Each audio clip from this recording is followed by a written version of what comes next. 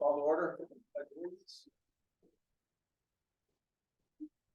Pledge allegiance to the flag of the United States of America, to the republic which stands one nation under God, indivisible, with liberty and justice for all.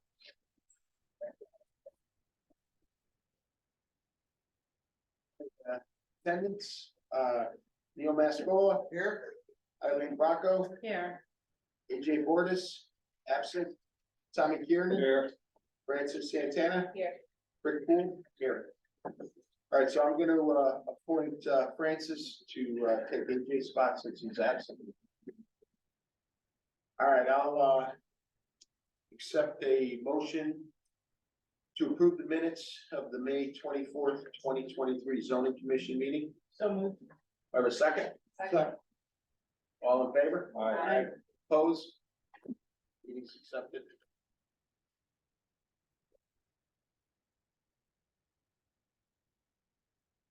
All right, so we're gonna jump into, new business A. Accept the application for the proposed zone change extension for one parcel from B4 to the New Haven Road Design District, NHRDD, for the entire property known as 912 New Haven Road. Refer to the planning commission and set a public hearing date for 6:05 on Wednesday, July 19th, 2023. Applicant 589 Investments LLC. Will move. Hold on a second. Well, just like, you know, I did send this out to you in your packet. You have the letter from them. They submitted the zone change map. And basically they have the one parcel that they purchased from the borough of Naugatuck, but it was split.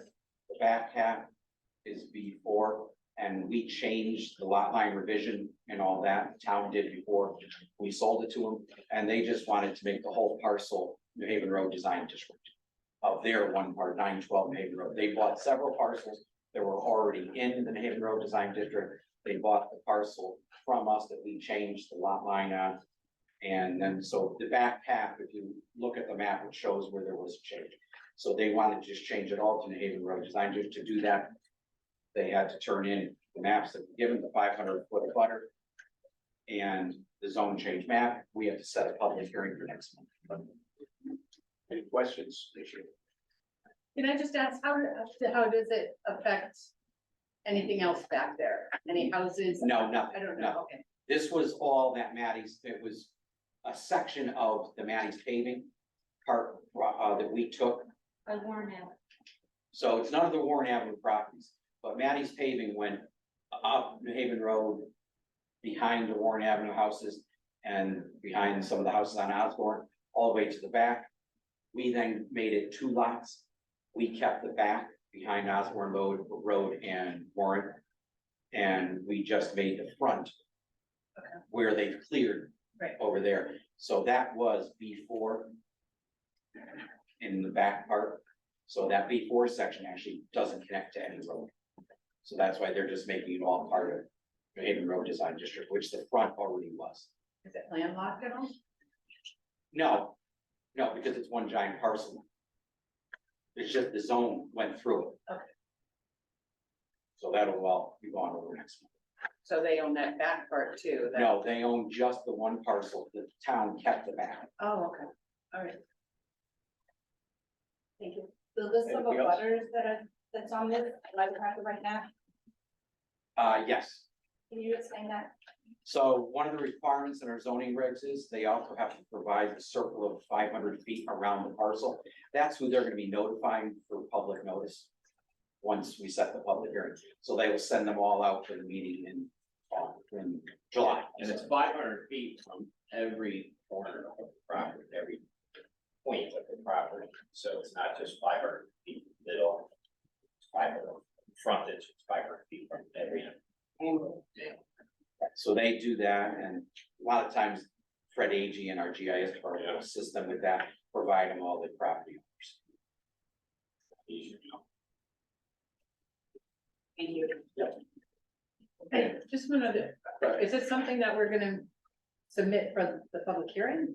No, that is associated with 207 Elm Street. So we'll get to that then. Okay. Sorry.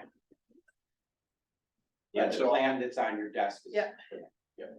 All right, then I'll, accept a motion to accept the application for the zone change, refer it to the planning, and set a public hearing for Wednesday, July 19th, 2023 at 6:05 PM for the property located at 912 New Haven Road, applicant 589 Investments LLC.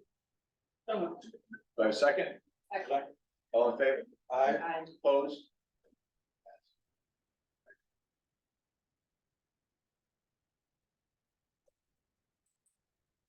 All right, so let's go to new business B. Change of the use ratification for Mountview Plaza Griffin Hospital. All right, so the commission ratification for a change for use request for the proposed medical school training location storefront in Mountview Plaza, 727 Rubber Avenue, applicant Griffin Health Services. So I wasn't sure if a member from Griffin Health Service was gonna be here or not, possibly the chair was gonna, the president of the board, Patrick Charmel, but I told him we could speak on his behalf. So where they had their emergency vaccination clinic in Mountview Plaza, they are now they've been working with the state in regard to the Stone Academy issue that happened. With Stone Academy was a training school for LPNs and medical things and whatnot that went bankrupt.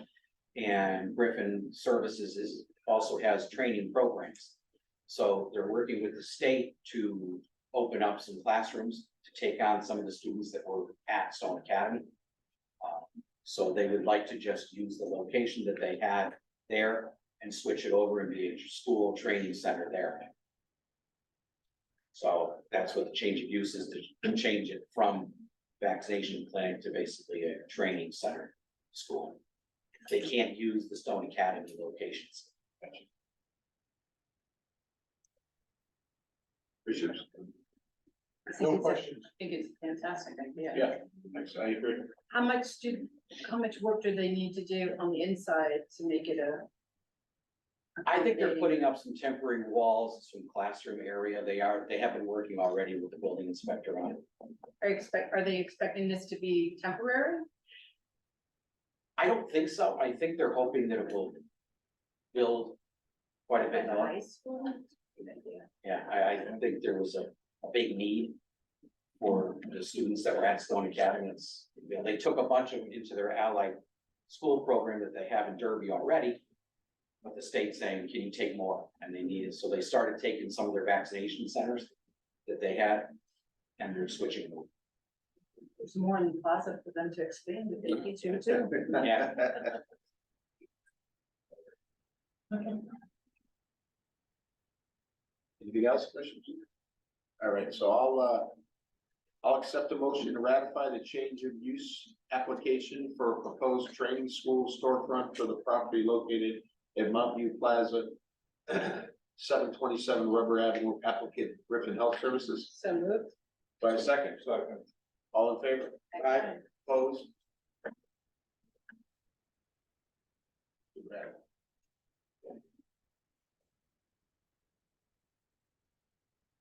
All right, so we're gonna, now go into executive session. So we're gonna have to, so here a second.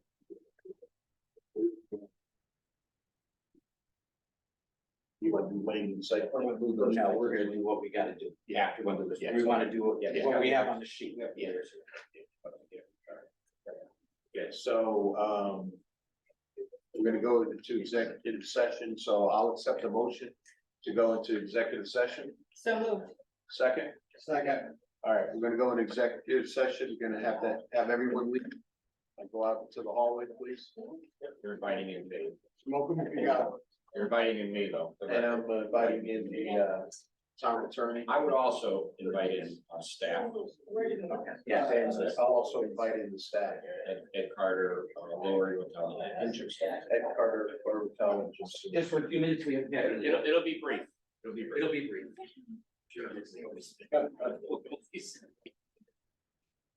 Andy, Hi, how are you?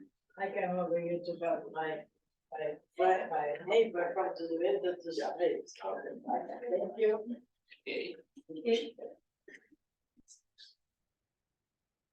Did you stop living?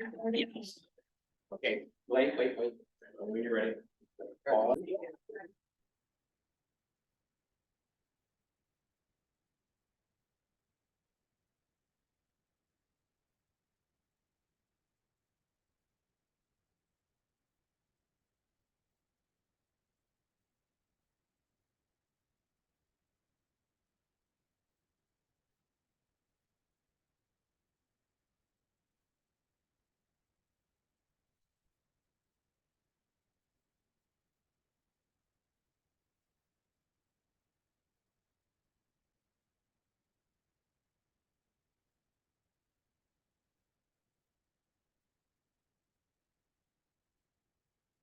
Appellate case for the approved special permit application for a 1 megawatt solar panel project applicant Borough of Naugatuck. Public hearing open 6/21/23, must close by 7/26/23 unless an extension is requested by the. Go ahead. I'd like to hear from, they probably the movement, I would say attorney and hockey press should address this first. Okay, good evening, everyone. My name is Bernadette Antaki. I'm an attorney with Michelle Law Group. We had filed on behalf of Tree Tech Americas for the special permit that was granted for the development of the solar project on that property that we just referenced, Zero Bosco Drive. The abutters retained attorneys and appealed the decision of this commission to grant the special permit. And they also included my client in that appeal. There are various factors that occurred since the permit was granted, in which my client has decided not to develop or build the project. And so we've taken the position in court, in the court case, and with the plaintiff's attorneys, that the matter is moot as regards to my client, and so we just want to be removed from the court matter. And there are some various issues that the court's concerned about, and before they let my client out. And one of them is what to do with the special permit. And my understanding is under the rules, the court is interested in knowing what this commission, if they would be amenable to transferring the permit to another person. And Attorney D'Angelo represents the owners of the property on which we propose to build the solar system. And my client has no objection to transferring the permit to Attorney D'Angelo's clients. And I believe if the court is apprised of that and that the commission is in favor of that, that will be at least one question for the court that gets answered.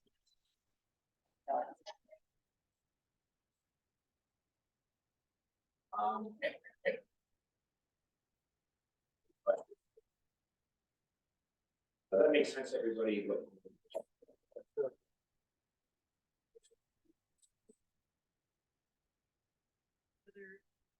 concerns other than this one you mentioned? That do.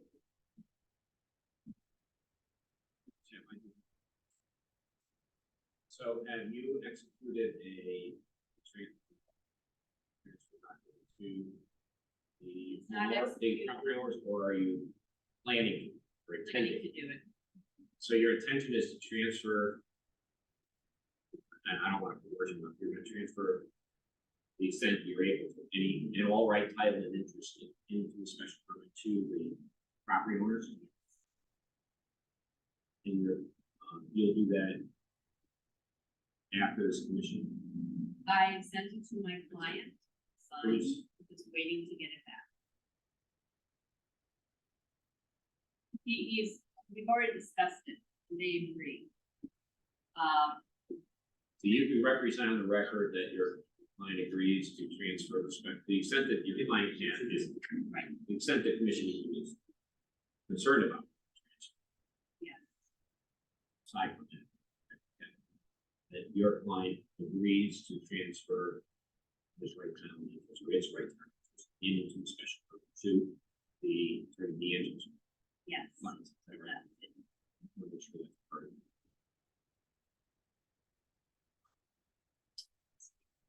Any questions?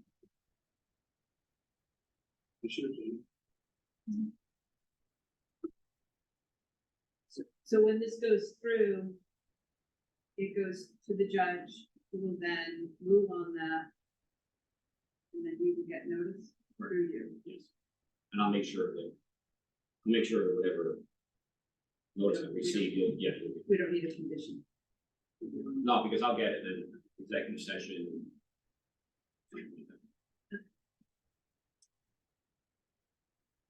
Hey, did you send out all the notices? Yes. Certified notices. So we have those, we mark those, we have those as part of the record, right? We have the return receipts. Right. Yeah, the statement. Yeah, I want to leave Attorney D'Angelo at the record, also president. Attorney Dana D'Angelo, I represent Curtis Bosco and Holmes Justino, who own the property. They have, no objection to Brightech getting out because they haven't been assigned a transfer, and assignment of the special permit. And, as it's done.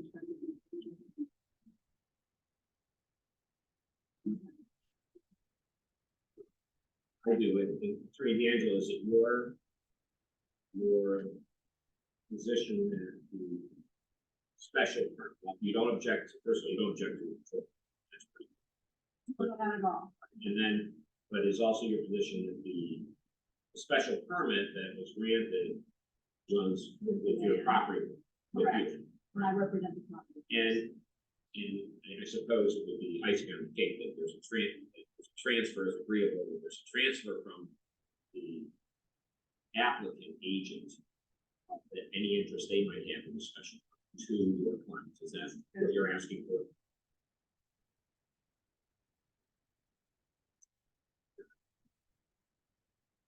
No other questions? Just one thing I want to mention is, just to be clear, this is still a pending court matter. It's my interest that my client be removed. We no longer have an interest in the special permit, and we agreed to transfer our interest to the property owners.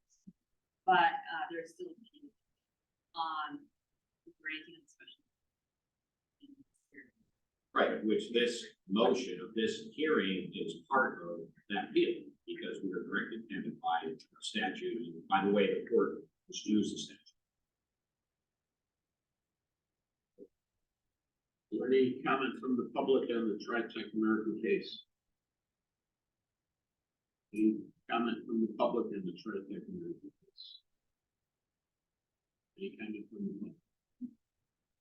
All right, so then I'm gonna close the public hearing. It's 6:34. Commissioners? Good. Good. Thank So you, everyone. my only discussion Right. would be that in our Casio training, Yeah. they have always stated that special permits run with the land. And we have done that previously on projects here in the town that have been sold and someone else bought the property and finished the project. It's not- Traditionally, we, as a commission doesn't get involved in even the knowledge of who the transferee is. Correct, we Because have that, the commission is only concerned about the use Right. associated with a particular piece of land. Isn't that how it's been viewed? Yes, if there are any changes to the plan, they must come back before us. We have that currently going on right now out on New Haven Road, where the storage project, where they're doing the excavation for the storage, we lose those, old place there. Diesel paving is currently excavating. They bought the project, they bought the land, they bought the whole good, and they're finishing that project. And that was a case that went through way back when, prior to any of this meeting. Thank you, everyone. Okay, thanks, Ian. Yes. Move to that business, that item. Yeah. Yeah, get it on. You guys wanna wait? Yeah, so we'll, I'll, entertain a motion that the zoning commission adopt the following resolution. The commission, after a public hearing and due consideration in pursuit to the section 14-7B J of the Connecticut Practice Book, hereby approves the withdrawal of the applicant Tritech Americas LLC agent for the property owners Lawrence Justino and Curtis Bosco from the zoning appeal known as Anthony Warren et al. Versus the zoning commission of the borough of Naugatuck et al. Number HHD-CV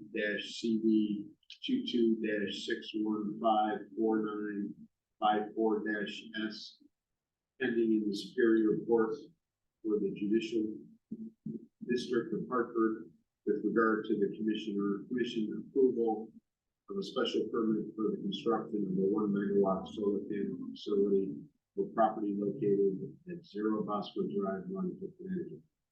The commission finds that the special permit runs with the land and ensures to the benefit of the property owners Lawrence Justino and Curtis Bosco. Further, the commission finds that property owners Lawrence Justino and Curtis Bosco are authorized to pursue the special permit as granted by the commission, and further finds that they have not waived nor intend to waive any of their rights, title, and interest into the special permit granted by the commission, including their rights to pursue pending appeal, independent of Tritech Americas LLC, and intend to pursue development of the site as described in the special permit. So, Do I have a second? One comment before you vote. I think it might also, I think it might be prudent to add that the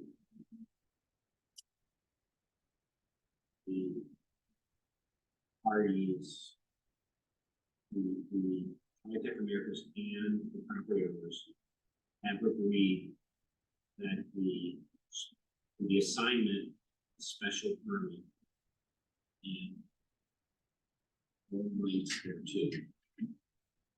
Because that came up.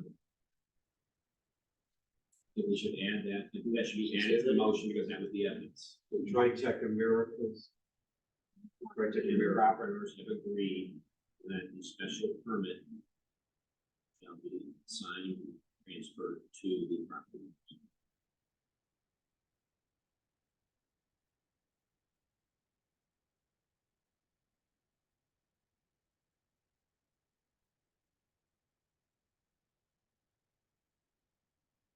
Tritech America in what?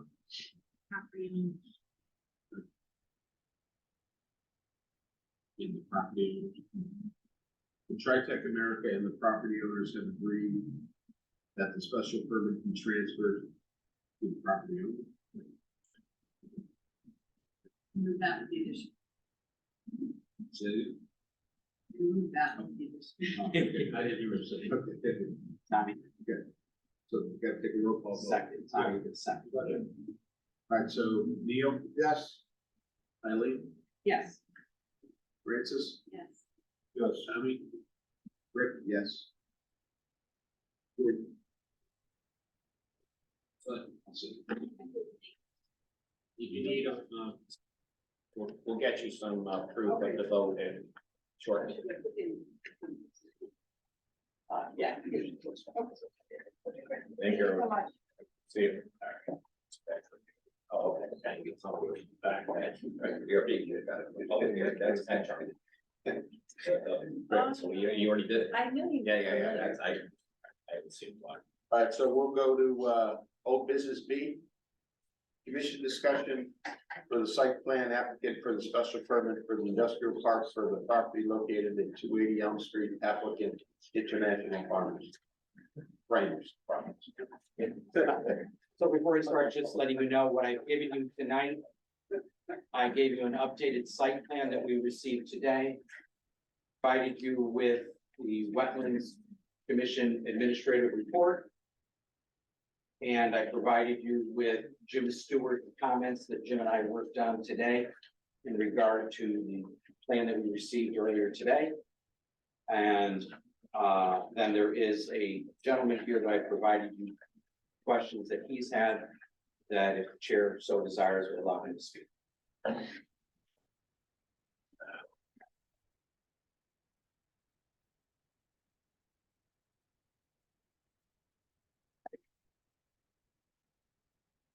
Wayne, is it Wayne? Yeah, Wayne. Oh, Wayne, oh, sure, that's site engineer.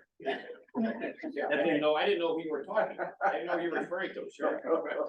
Wayne, you gotta stand up. Kidding. I couldn't see it. Oh, the. Good evening, commissioners. My name is Wayne Ciroli. I'm a licensed land surveyor and civil engineer in the state of Connecticut. My home address is 404 Beach Street, Litchfield, Connecticut. And I'm representing Anthony Gallagher and International Framers for this application for Lot 2 on Elm Street. And the intent of the property is as a commercial use. And the applicant wishes to erect 2 buildings on the site. The site is a former parking area for Uniroyal. The site itself is fairly flat. And we're proposing 2 buildings, one 80 by 320 foot long building, comprising 25,600 square feet. That's to the south. And then a smaller building, 60 by 170 feet, comprising 10,200 square feet, basically in the middle of the site. And these are for the housing of the construction of the formwork and woodworkings that International Framers does. Associated with that is a parking lot to the south that is currently being leased by Lanxess. But that after a period of time, about a year or so, I think that lease will expire. And that parking area will be exclusively used by this commercial property. And so I would just introduce my clients and have them stand up and state their name. Anthony Gallagher. Give your address, please. 239 Myron Road, Leadville, Connecticut. Daniel Soares with International Framers, 257 Myron Road, Philadelphia. And so then, one other consideration is, I think on the application, I had listed hours of between 7 and 5 p.m. for the operating hours. For the borough ordinances, I believe that could be expanded to 7 a.m. to 9 p.m. from Monday through Saturday, and 9 a.m. to 9 p.m. on Sunday. So we would just like to put that out before the commission for consideration. So we just get that so I can put it on your application. We're saying 7 a.m. to 9 p.m. 9 p.m. Monday through Saturday. Saturday. Yeah. And then 9 a.m. to 9 p.m. on Sundays. Which is for the borough ordinance.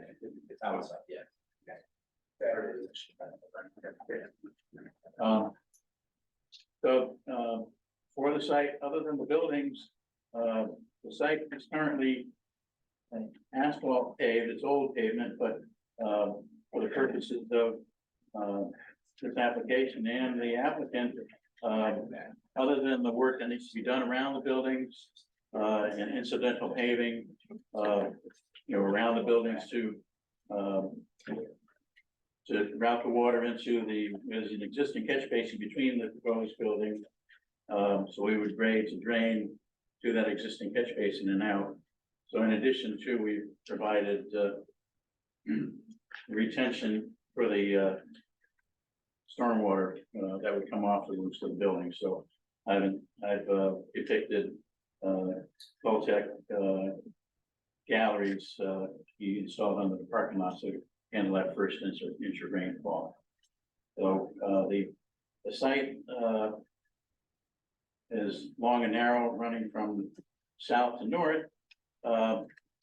Basically the east, border, the western border, and the northern border are all vegetated. There is, some plantings, that are existing for the existing parking lot. I did not show any new plantings.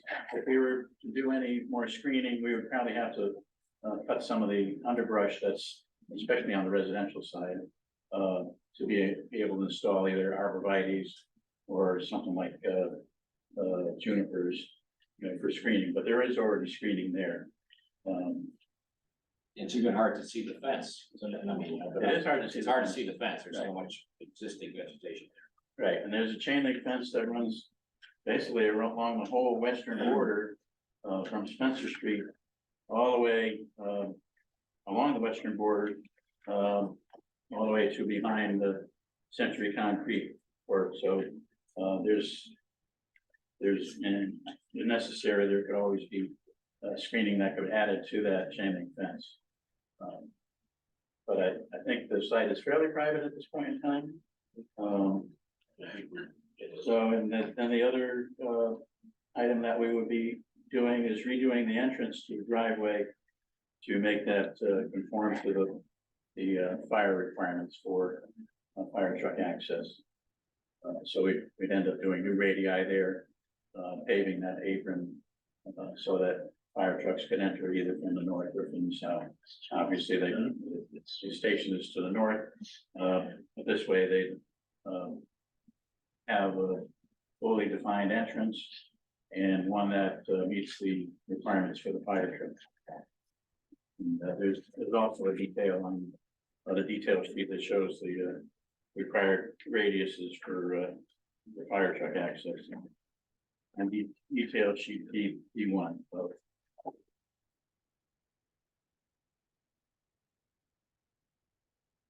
that shows that shows what's required for a template for fire trucks to be able to enter a property and to be able to turn around in a property. Also on the plan, I've delineated storage areas outside the building with enough access around the storage areas for fire truck access.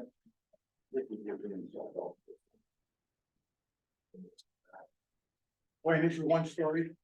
This is one story, metal building, perhaps Anthony could maybe elaborate a little bit more on the building. Yeah, one story. You're gonna be doing retail out of there?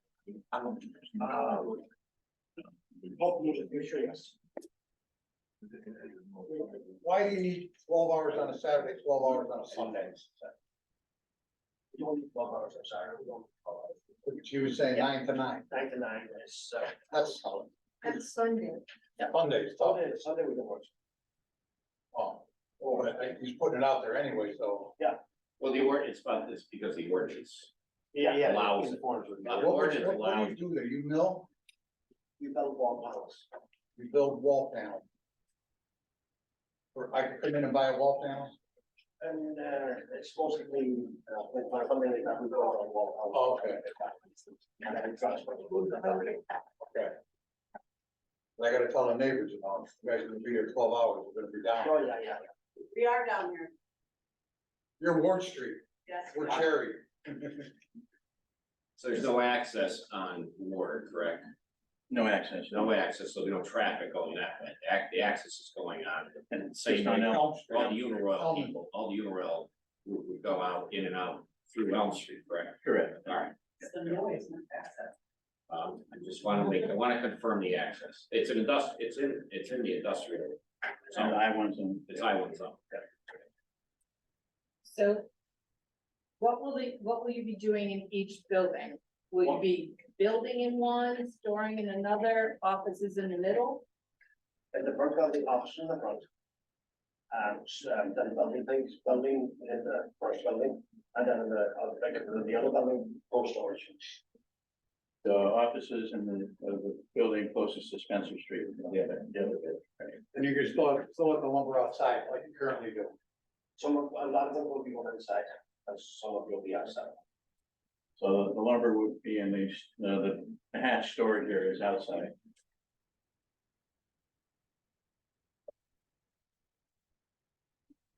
Here. Yeah. And here and. That's what's currently there. Is all your construction gonna be inside? Yes. Yes, once we get the building up, yes, all will be outside. And the doors will be kept closed from that Oh, it's in, so, I thought it was. As far as that, I'm just asking for noise, issues. If they're 9 to 9. Yeah, that's all right. You got babies. Well, the borough has a noise ordinance too, so there's below, I think it's 82, I think we're at 82. I don't know. 82 decibels. That's The handled by the borough police does have department. a noise ordinance, and it has been enforced in the past, so It's handled by the police. it is handled, it's administered and enforced by the Norfolk Police Department, not by this commission, but I believe this commission is made aware of it when it adopted, the borough adopted that. So we had a discussion on that. So is this something of concern? I mean, what? No, I don't- Machinery will be using. It's nail guns. They're nail guns, so. Nail guns and saws and compressors, right? I was down there today, I could hear the air guns. Yeah. I was on Elm Street, and I could hear the air guns and that. You're gonna be working outside, That would, we're gonna move that inside, all that stuff is going inside, all inside. so no work would be, No, once the building. not outside, Nothing will be done on the outside. okay. This is a zone for I-1, which is heavy It industrial. is allowed in zone, It is- inside or outside. It's a Right now. zone that allows this, What allows what? heavy industrial, which this is what it falls under. So it was the previous Uniroyal chemical plant, it's our highest level of industrial use. So it has been there forever, So that means they can work outside? that use. They could, yes, they are allowed by zone, by the zone to work outside. But they are governed by, if there's noise, they are governed by any decibel issues, any decibel ordinances still apply, but they're allowed to manufacture and construct outside. Doesn't sound like they're gonna be doing that. It's the buildings. Okay. Very much. That's what it sounds like from the testimony there. Now, how long do you anticipate to be indoors, like before you can actually access the building completely, so that work is not a problem? I think in construction time, you were saying about 3 months, 3-4 months. 3-4 months, once the building starts. We have the building. Are you anticipating building both buildings at the same time, or are you doing one first? I was gonna do one first, then the other one, And which one are you doing first? probably the bigger building. The bigger building? Will there be a lot of truck transport of materials? There is, I mean, obviously, to bring wood in, but Yes. will it be constant? I think we bring in about 4 trucks there, 5 trucks there.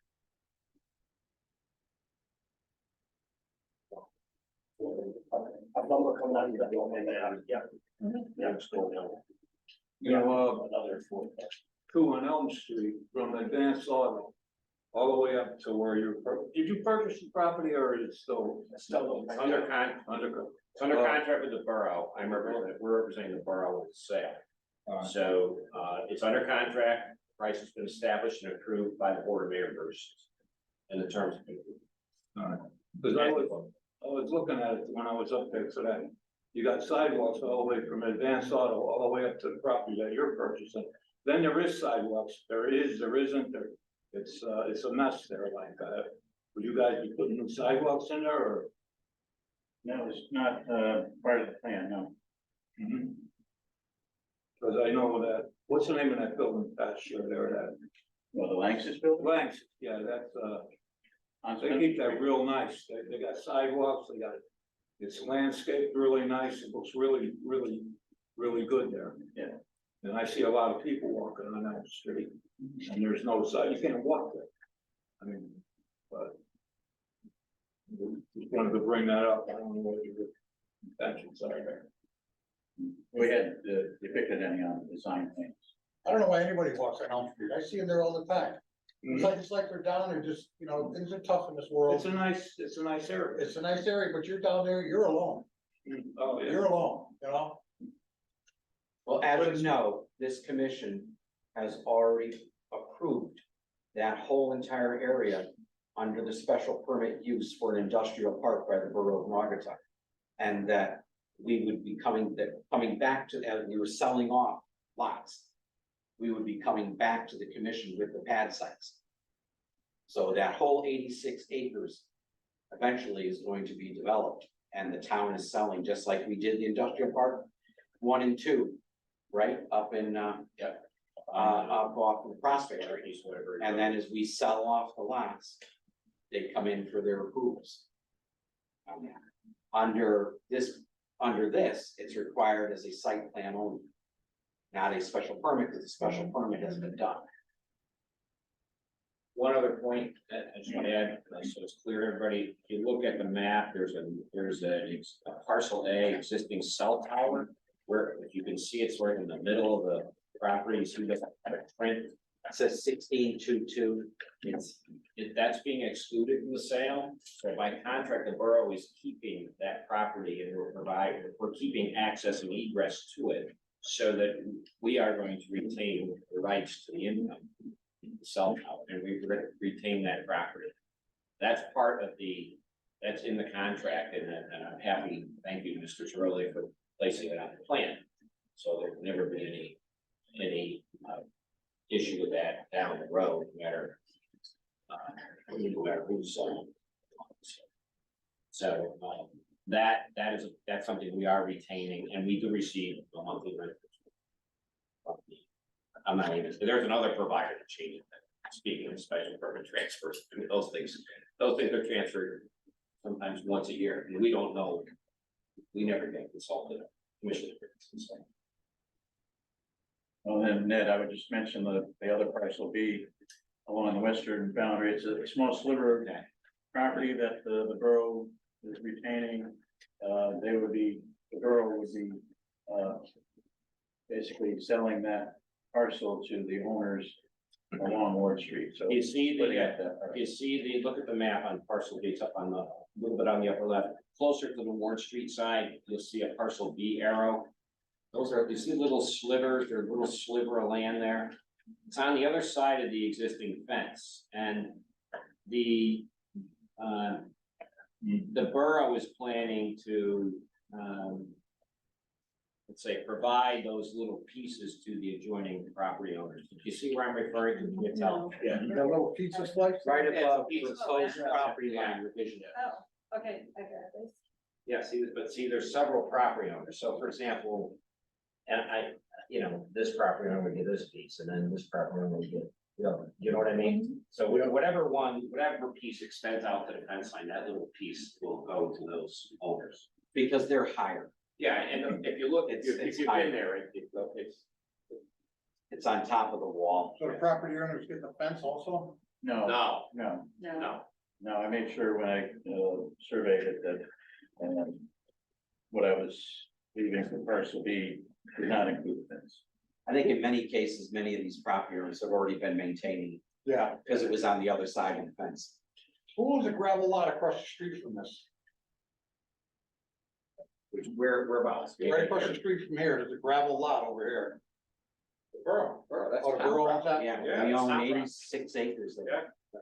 We Yeah. took that over. I'm done.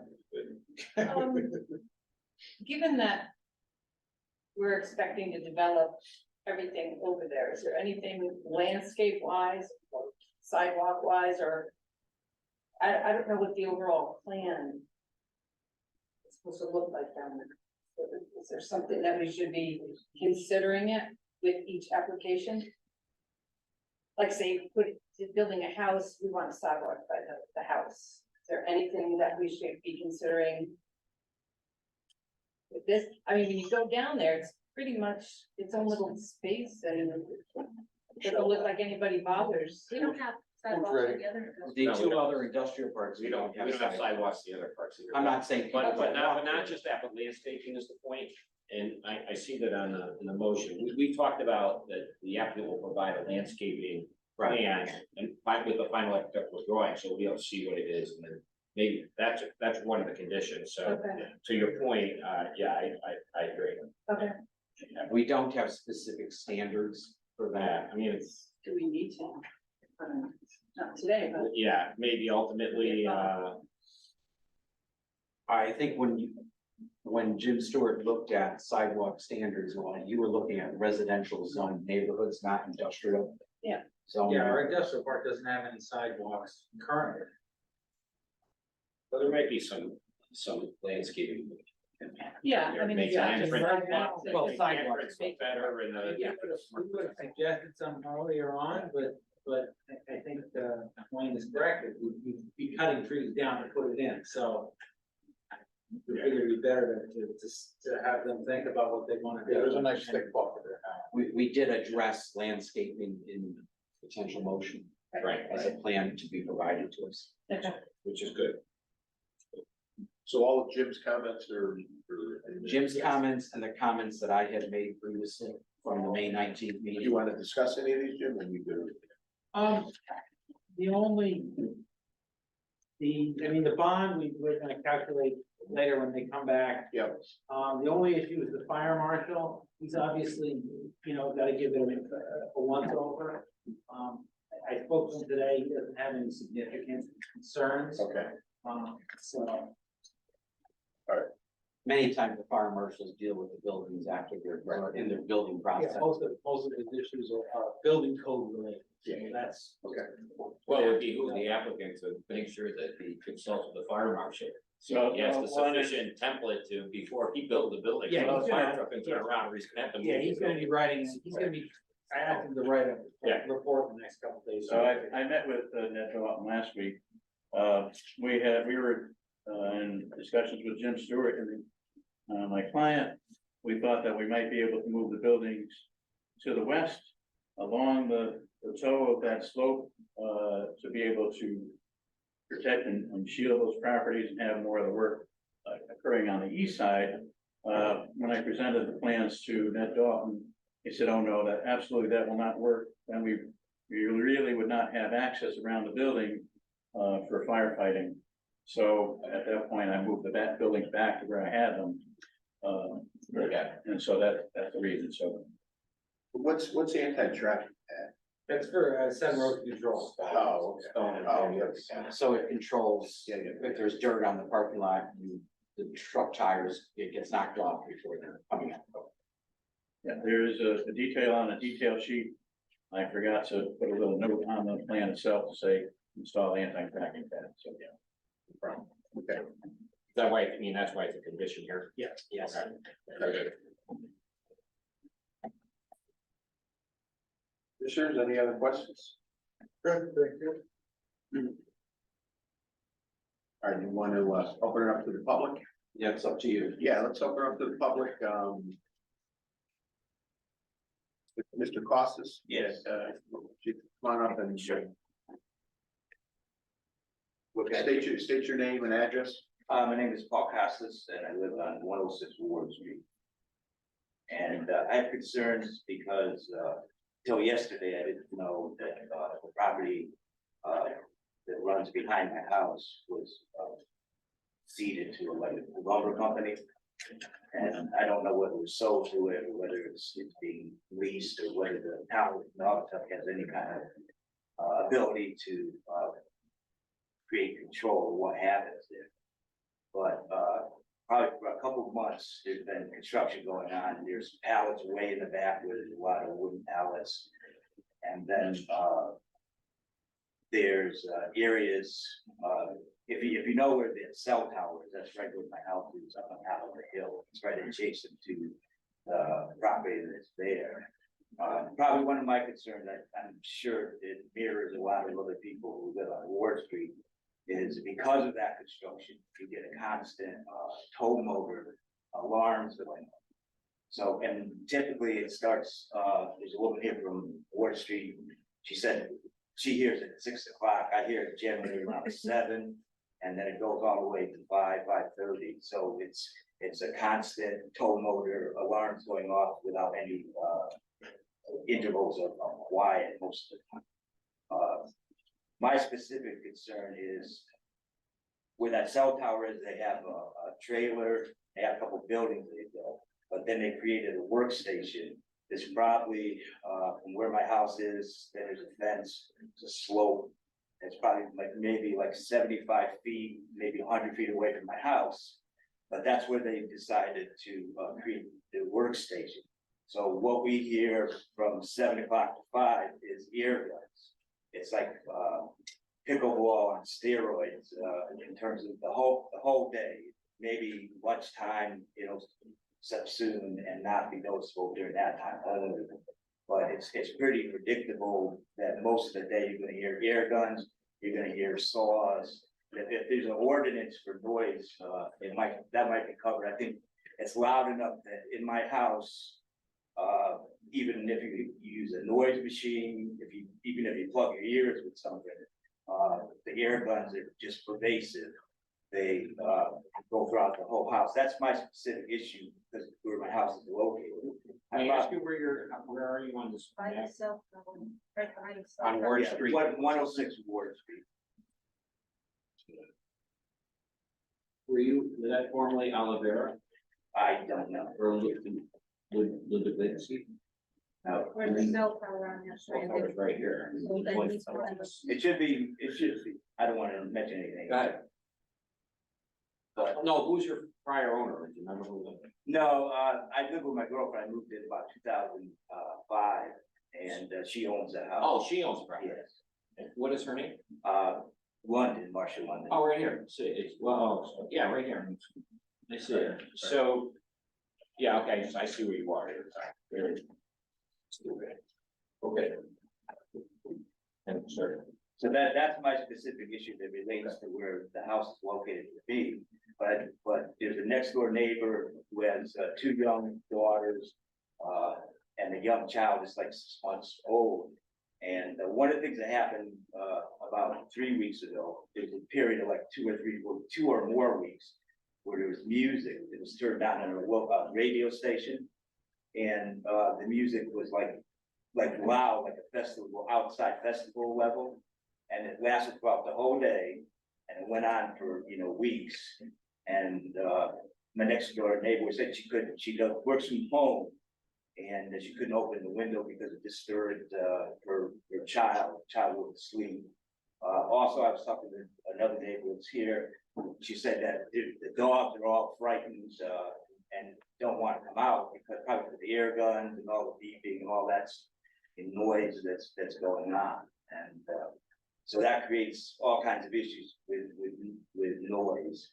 I'm not aware about any consideration besides landscaping in terms of noise suppression, in terms of considering things like, what you see on the freeway, we have fences that suppress the noise, anything like that.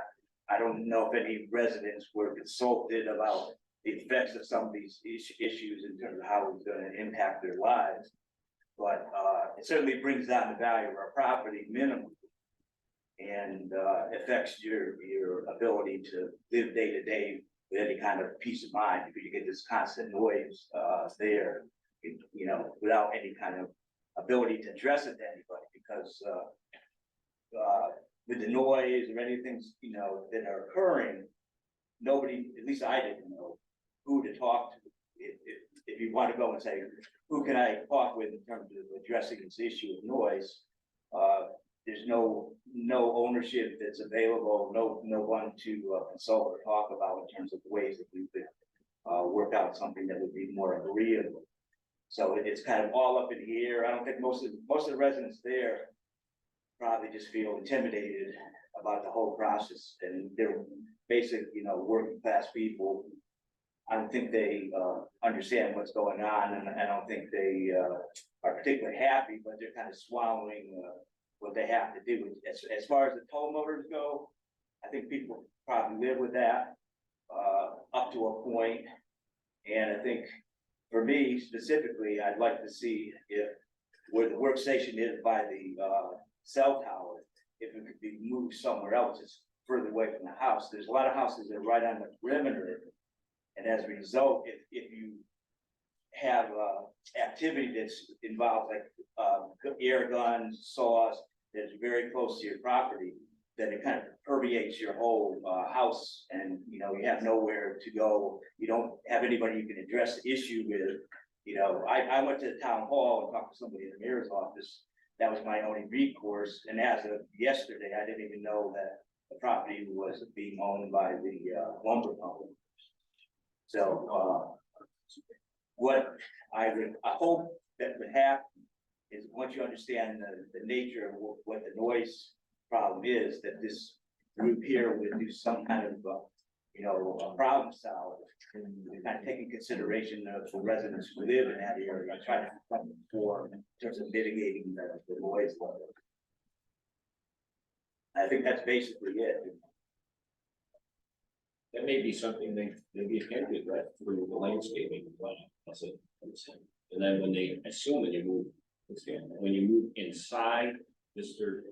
Zorley, assume when they move this inside, I would assume that a lot of that noise that this gentleman is referring to will become almost a non-issue, because your garage doors aren't gonna be opening toward them. Are they garage doors opening for the Ward Street side? Well, unfortunately, with the buildings happen to be where they are, there will be probably at least a couple of doors on that side. But the larger doors, you're gonna have large doors on that side? But we'll be able to access it. So you get in and out? Yeah.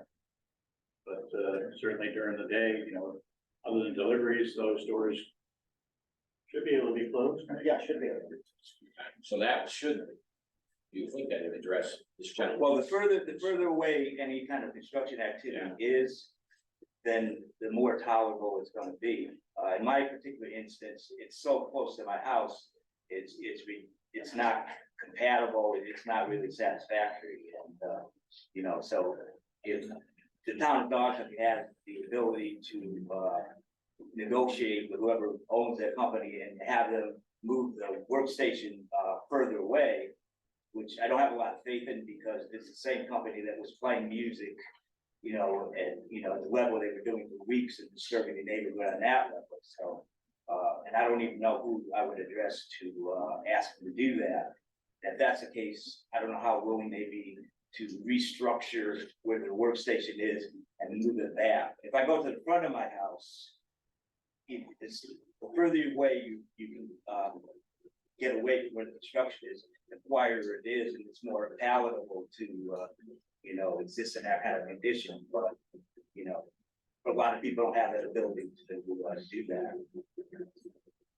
So I'm hoping that, maybe at some point landscaping is nice. When the trees and the leaves came out, where I live, suppressed the noise to a degree. But putting trees up is not gonna, suppress air guns going off, it's really close to your property. Is not gonna do that. And tonight I heard other new sounds, like whirling sounds. There's trucks that come in and, with diesel and the revenue engine, that's not as constant, but there's all kinds of factors that, like I said, I'm not aware of any kind of consideration, with the town of Norfolk where they consider things like that when they originally okayed all these, things to do there, so. I will read what the zoning commission has as industrial district 1. uses. Yeah, not uses, but what we have in our regulations For controls. for controls, which is where what it states what industrial zone 1 is. And again, that was one of our largest industrial areas way back when, that fortunately has been knocked down for many years. But 21.2.13 Industrial District Number 1, the purpose of the I-1 district is to provide for a location of heavy industry. The I-1 district is also suitable for the open storage of goods, heavy commercial activities, and freight terminals. That's what and it has not wavered from that since before zoning existed. That, the Ural Chemical and whatever activities were going on, and that whole parcel down there has been that way since zoning existed in 1938. Was Ward Street at one point in that industrial one? No, but unfortunately it borders.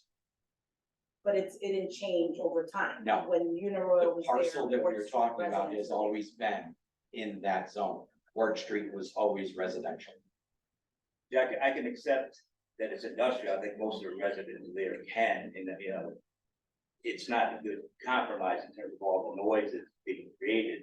But what I'm asking for, I think other residents would ask for, is some consideration of how to mitigate the noise. So, like suppression of fences or something like that, which wouldn't really deal with the sound of air guns. That kind of carries, pretty far, goes right over the fences, I think. But with no consideration to that, you're just creating a situation where the residents just have to tolerate an intolerable situation. And, as residents of Naugatuck, I think we deserve as much respect, and have rights that at least minimally, there should be some consideration in terms of, suppressing the noise and mitigating what's going on. Is that fall under the purview of zoning, or does that fall under more the purview of the Board of Mayor and Burgesses, who makes the decision to sell the properties? We're not involved in the sale. We only get the after of what it wants to get done. Okay, so the zoning regulations seem to be pretty clear that the uses that are being contemplated are permitted, expressly permitted uses under I-1, correct? Right. That, and we do have a decibel ordinance. The location of I'm sorry, you called it, is a workstation? Yeah, that's right. I'd have to have a drone fly over, because I can't really see a lot of the demographics of the lane. But there are other ways. The applicant still may voluntarily move something and do something that might assist in the emanating of the sounds to the neighborhood. I mean, Right. Just because the regulations say that it seems to be allowed, doesn't mean that the applicant can't develop a relationship with the neighborhood where he will be cognizant of their concerns and address his working schedules and his location of the workstation, as you called it, and all the related noises, louder noises associated with the construction activity, to an area where it would provide for muted noises out toward your property, which I see. You're about 125 feet away, it looks like, right there, right? Okay. Yeah, I mean, I think that's something that, like, if the applicant has a response right now, if not, it's something that should be discussed with the neighbors and perhaps, and with the borough through your landscape and your final thoughts. So I know under, at this point in time, the property has been under lease to the applicant. And I know, that area where you're talking about, basically it's a long work table, where they are doing some assembly. And Anthony can correct me if I'm wrong, but I would think that once buildings are up, those workstations will be inside the buildings completely. That's a concern, because given the situation, finding out what's going on, it looks like that's going to be an extended period of time where you're going to get that kind of noise level, and that you're going to have to swallow living under those conditions for an extended period of time. So what you're telling me would be preferable, and I don't think any of the residents have lived. As far as I know, no one ever canvassed the people on Ward Street, offered to talk with them about how they felt about what was going to happen, or any of that kind of thing. Last meeting I saw in the summer, there was talk of landscaping but that was more for visual, purposes, not so much for noise suppression. You know, if anybody here was in a situation where they live and all that noise is being done right outside their house, you know, it's very unsettling, and you're looking to resolve it in the best way possible. And I think I can speak for myself that I'd be willing to talk with you or anybody else in terms of what seems amiable, but I lost some faith when that music was going for like 2 or 3 weeks, as loud as it could be. And there was no way to address it, no person to speak to, and suddenly it just stopped. And I don't know the reason why it even stopped. You know, it could come back on at any moment. And what do I do with that? It could be addressed by contacting the police department, as any neighbor can by noise complaint. Yeah, That's the avenue that the borough has. I think people are tolerant up to a point, because they figured, well, okay, there's some construction going on, we'll abide with it for a period of time, but then it'll eventually, hopefully stop. I thought it was gonna be solar panels there, which are kind of like passive in terms of noise, but it's turned out to be a totally different, you know, animal. And, Which we understand, but it's been something that isn't allowed use. I understand industrial purposes. The last thing I'll say is that there's ways that you can move things a little bit further away from where the perimeter of the properties are on Ward Street. That would, the further away you get from it, the less onerous it is, the closer it is, more of an issue than a problem, you know, people who live there, so. All right, so do we have other people that want to speak as well? All right, I appreciate your hearing me. Thank you. Hi, I'm Deborah Forish. I live on 118 Ward Street. Where are you on this map now? I have not seen the map, so. So we was 106, so. You're, So I'm what? 118. Okay. That's all right. So I first want to say that I looked for plans, because when I bought my house, it was disclosed that this was going to be part of the proposed hub or the port of Boston. So I thought that any construction would be done, that would be temporary, or would be done a little bit further down. So I bought my house 4 years ago, almost 5 in 2018. One of my concerns is that we just got reassessed. My property value will decrease from, you know, I'm not, you guys need to, the town needs to make money, you guys need to work, you need to have a business, and it is an industrial property, as you say, but it hasn't been an industrial property since they blew up the buildings for the War of the Worlds movie, even prior to that. So it hasn't been used in an industrial fashion for, gosh, like, I don't even, Uniroyal wasn't even a thing when I lived here last time in the 90s. So, you know, growing up as a kid, I don't ever remember Uniroyal being, the building being in use. So that is, we're talking about an extended length of time. There was literally a forest that during COVID, my son and I explored because there were trees growing in the parking lot. Now, so I was under the impression that it wouldn't be used. It was used then, it was demolished for a parking lot for the food truck festival.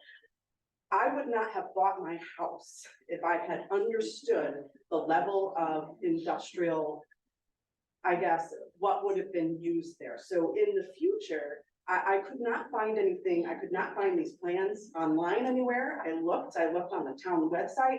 I posted asking questions about what was going on in the site. I received no response. People were trying to get me answers. I received no response. The reason I'm here tonight is because a random neighbor that I don't even know knew I was asking on Facebook and contacted me and told me about him. I have never met him before. So I'm concerned with the process. I'm concerned that the residents don't seem to have been informed at all about the process. I'm concerned about my property value. I'm concerned about being able to sell my house in the future. I understand that a lot of these things are moot points now, right? Because the property is under contract. But we need to have a contact person besides the police, because I've been able to call the police all the time. I don't want to be lumped into that category. I do, when I came home and heard whistling in my house, I thought that somebody had entered my house. It was music outside. I put up a $10,000 fence and my dog is scared to go in the backyard. I mean, I'm investing in my property. The upkeep is good on my property.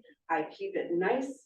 And I'm not the one decreasing property value. on my street. So I have a lot of these concerns. I'm just, in the future, with future concerns, is there a number for your company that if your workers are doing things like, what if littering happens or noises or something like that? I know that your company is located also on Rubber Avenue, is that correct? That's, Yeah. yeah. Okay, because when I looked you up online, because I saw your sign, when I looked you, and that was my first information that the property was being sold. And it wasn't going to be retained by the town of Naugatuck as I was originally told. So that is that company number, is that who I would call if I had difficulty with workers? That would be correct. Okay, so International Building Supply LLC is your company name, and that is what we can look up online if we have difficulty with the workers or with the noise. Right, but I'm separate from the company. I'm the surveyor and engineer Right, hired by the applicant. you're the plan guy. I'm a planner, right? So, Anthony and Doug here, as long as, yeah, they are in the phone book, and they could supply you with their contact number. I don't have a phone book, but I will look you up online. Wait, that's certainly after the meeting, certainly, I would hope you'd stay and they can, you can exchange contact information. I mean, that's, because, and I can tell you why that would be helpful, because that way they know firsthand, and you're right, you don't wanna be that neighborhood called police all the time, I get it, no, The that. police are busy, I don't wanna waste their time with noise. It's a prudent thing to do, it's a prudent thing to do, and then they'll also, if you contact them directly, they'll know that there's something going on there, if they're not at that site, if there's something. Because I understand managerial positions. You guys are very busy. I'm sure you have other projects and other things that you're doing and you're not on site all the time. Because it does start at 6 a.m. and it goes. So that's my other concern, hearing these new hours, and also the only time it stops is on Sunday, and now you want to extend hours to Sunday as well. And you want to lengthen the hours that it's already occurring. I understand, and maybe this is within the plan to build your buildings within 3 to 4 months, because that seems like a short timeline to me for knowing a little bit about construction. So I don't know if that's the reason why you would extend those hours, but as a resident, I need a day, man. With all due respect, I need a day where there's no noise and I can go outside and enjoy my backyard that I paid for. Like, I really have kids, like, I want to be able to enjoy my backyard without somebody else's music or the level of noise being so loud that it feels like it's drilling into your head. I have all my windows closed. So those are my concerns. All right, so then. So property value, noise level, who to contact, Okay, where to find this information. So if anything is being proposed in the future, you said there's a different, it's the mayor's, who sells? But I couldn't find it on the borough website. This is Under my, meetings, agendas, we don't post this on Facebook, we post it. right, I went to the town So you website. could call Landers and we can walk you. Okay, so, but there's a separate, you guys, like you said, you guys do not sell property, right? So that's another part of the town that sells the property. That's the Board of Mayor and Burgess Okay, that do that. so those are things that we need to also be aware of, I think, a little bit more. But also with respect to your comment about the industrial park is not right next to a residential street. And I understand that you didn't plan the town and that, the industrial park has been there for, 100 years or however, it's been there a really long time. But like I said, it was a forest. So the fact that it has gone from a forest to beeping, incessant beeping and nail guns and God knows what else, saws and all that. And again, I understand the town needs to make money and you guys need to make money and I understand, but I don't think anybody was talked to about this. And I looked, because it was disclosed to me, I was looking for what was going to be done with the property. And it was unfortunate that it wasn't easily and readily available for me to find. So I think what you're asking is your question on the procedures. Sometimes the procedures may not be friendly to someone. There are different processes that we legally have to do.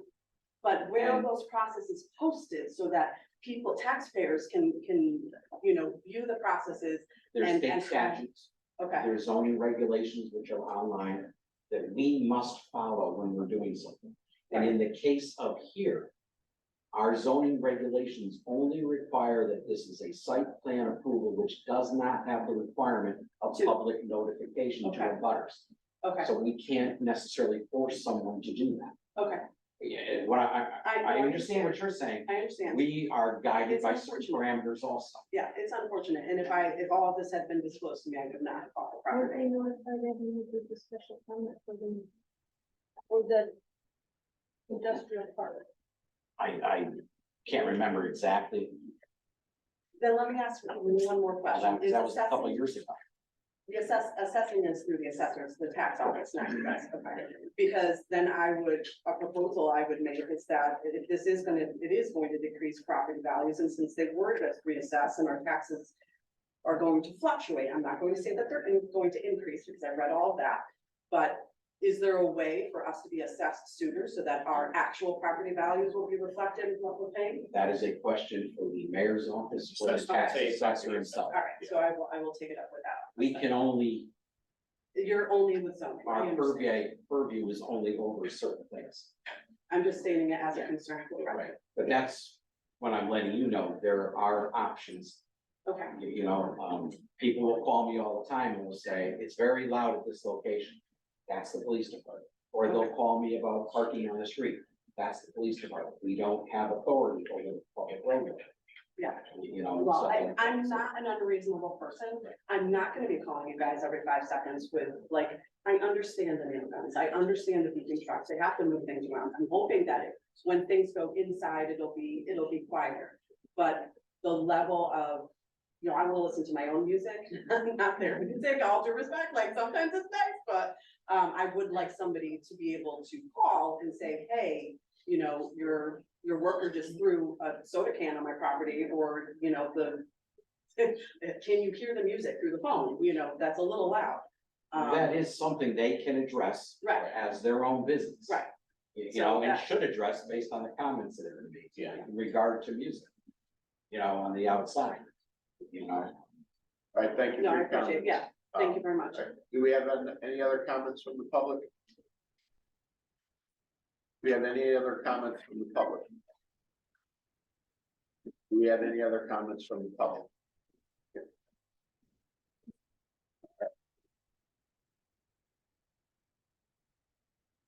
Visitors, any questions? No, sir. I don't have any questions, I guess maybe a comment.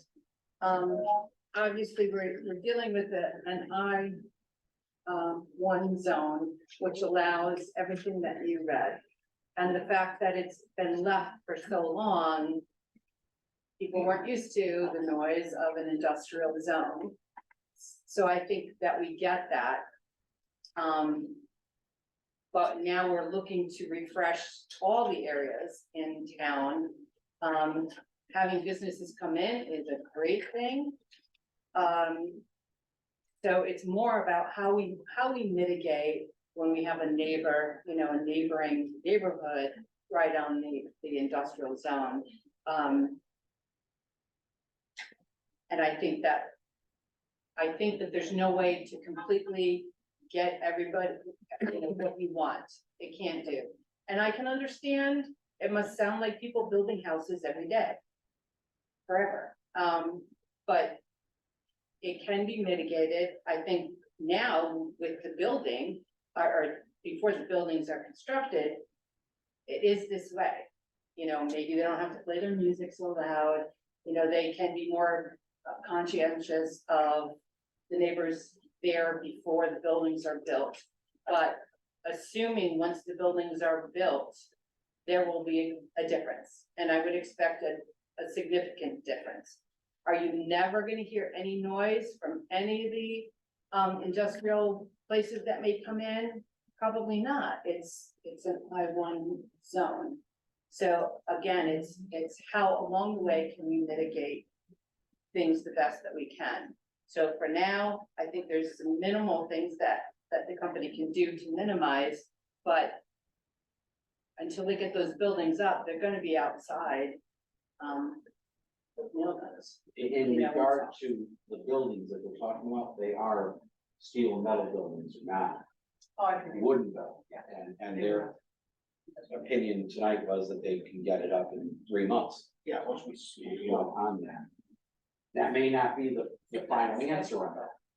May not be the final answer on the noise of that, but there is, and Attorney Fitzpatrick can comment to this, there are court history that says when a use was there 70, 80 years ago, it doesn't go away unless the town changed the property. And we are sometimes burdened with that. Is unfortunate. You know, right? That's the issue. We're burdened by what these say, not by what our opinion is. I think it's helpful that the applicant hears you, hears you, sees you, and perhaps you will, that the information you exchange tonight will be helpful to you and considerate of your, the noise issues that you've expressed, and as Commissioner Bronco said, and noted. When the building's up, I think my sense is this is going to be, you're gonna be probably, you'll see significant diminishment and mitigation of that noise. That would be my experience. Not yet. Well, many times we are not even informed, our office, this commission, of a project until after an agreement has been made with a potential purchaser. Because part of the agreement is they have time to come get land use approvals. Or they sign that. They wouldn't have been allowed to construct a building on borough property. We as a borough, on the borough side, would not allow someone to do that until they own the property. So we couldn't have allowed them to put the building up, starting like last month or 2 months ago. And unfortunately for you guys. Yeah, But- and it's, I understand it's under contract. Yeah, and I hope that they'll, you know, they seem to be responsible. We've seen them operate the Rubber Avenue site, and they seem to do it in a responsible, capable way. And, you know, I think your relationship with them is going to carry the day. That's what I think. You reduce the noise, I'll bring it. This is the way relationships develop. Okay. All right, then I will, accept the motion to approve the site plan application. Did you want to discuss any of the things that we have? Commissioners, do you guys want to discuss anything? Are you just gonna insulate the whole building? Yes. Open, closed cell insulation? Yes, what we have to do all we're on. Okay, so that'll muffle Yes. a lot of it. Correct. Both doors will be 12 hours. It'll be an envelope. Yeah, that's it. Okay, good. Do you own other properties similar to this? Like, do you operate other business? And it's similar, it's Yeah. the same? Yeah. Are there neighbors over there? No.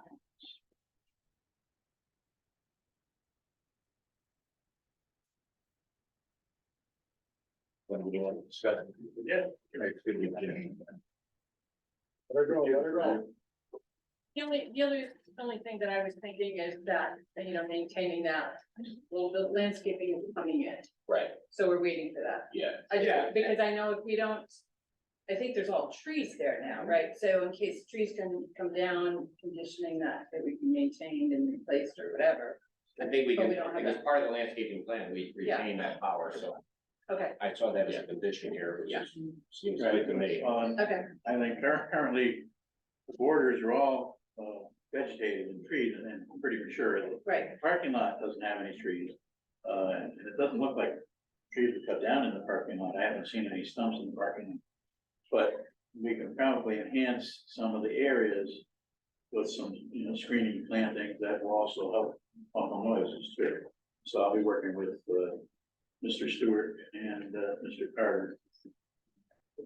And I think that would be my biggest concern is that, you know, landscaping that would. help.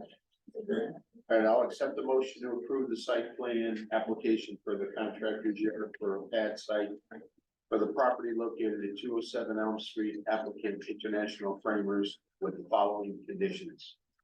The applicant shall provide the Borough of Naugatuck sediment and erosion control landscaping bond as determined by the town engineer and the Borough of Naugatuck zoning commission prior to construction activities, and to be submitted in a form acceptable to the Borough of Naugatuck town attorney. Provide overflow device for pulp tech chamber as required. Provide stormwater treatment device located at the discharge point, sizing and type to be approved by the town engineer. Shall provide a landscaping plan and final architectural drawings with details to the zoning commissioner prior to construction activities. Provide anti-tracking pads as approved by the town engineer prior to pre-construction meeting. Provide a lighting plan with location and height design addressing potential glare issues with surrounding properties prior to pre-construction meeting. Plan shall be approved by the Naugatuck Fire Marshal prior to construction meeting. The applicant, contractor, and engineer shall attend the pre-construction meeting with the borough land use and engineering staff prior to the start of any construction for the project. All WPCA condition of approval shall be met. As final build plan must be submitted to the Naugatuck Land Use Office for review, acceptance, and closure to the construction process. So moved. Have a second, Who's second? Tommy? All in favor? Question. Wait, hold I on. have a question. On the first one where we say, the bond will be determined by the engineer and the borough zoning commission, I think other times we did it with the zoning enforcement officer. Did you want him to? Well, Jim and I talked about the bond coming back to this commission. You wanted To make come back sure. to- Yes, you bring it back with the architectural plans and, Right. and the landscaping plan to get taken care of. Yeah. Right now, we can't do it, I don't know what the landscaping is gonna be. Okay. And I like the commission vote on. Right. So Just asking other So that's all, times we did it. wanted to bring those before, back. and we've done that for planning, but we've done before in special permits and other projects. We've done that. Yeah, no, that's okay. We've done. Okay, All right, so we have, first with, Eileen, second, Tony. all in favor? Aye. Yes. Approved. Good luck, guys. Thank you.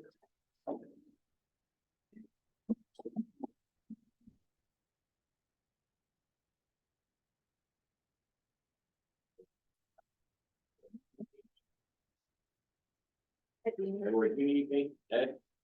No, because we'll shorten the meeting that way. Towards my night, it's good for me, you know? Thank you, everyone. Appreciate Thanks, it. Roger. Yes. It helps me.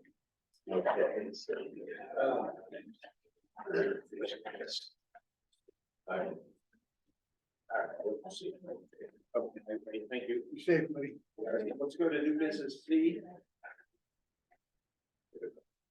Commission discussion in regards to the Connecticut letter dated May 23rd, 2023, referencing forestry in the Naugatuck zoning regulations. So, provided this to you in your packet. About 3 months ago, maybe 4 months ago, I received a call from the from Deep Department of Forestry in regard to, someone had a fun job of going through every town zoning commission regulations and looking at forestry regulations that may or may not be in it. Because I guess there was a Connecticut Act, I think I mentioned it here, the Connecticut Forestry Practices Act gave that responsibility to Deep and not to towns. So he showed me the 3 sections in our regulations that had it. I referred to him here, section 2, section 2.1 certification. He just said, everything's fine, just remove the word forestry. Section 4 definitions, again, no problem, but just remove forest land and forestry definitions. And section 23 schedule A in our land uses, and I did provide each section to you. So you see where they are, the 3. He said, just remove forestry activity. And because it would require a regulation change, we would have to do a, public hearing to do it. But again, that's based upon Connecticut state regulations. This was a letter, I think I provided it to you. And he just asked that we take care of doing it, and then we'd be in compliance with state statutes. Commissioners, any questions? No. I just, the investments LLC is the motion, is that right? No, Applicant 589. it's, No, oh, that was a copy and paste mistake. It would be Borough of Naugatuck Okay, now that makes sense. when I was, And For that the was the applicant. property, take the property out. I make a motion to public hearing for Wednesday. There's no property listed. Oh, yeah, take out for the property. we're retired. So at the very end, it says for the property located at, After 6:10 p.m. 6:10 p.m. Take that out and then applicant Borough of Naugatuck. I just put Borough of Naugatuck.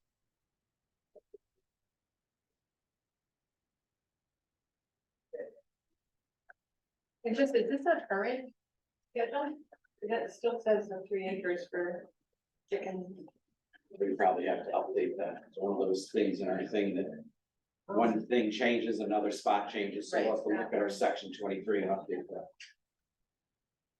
All right, so I'll accept the motion to accept the application for the proposed text change to section 2, section 2.1, section 4, and section 23 of the non-conzoning regulations in regard to forestry regulation, refer to the planning commission and set a public hearing for Wednesday, July 19th, 2023 at 6:10 So moved.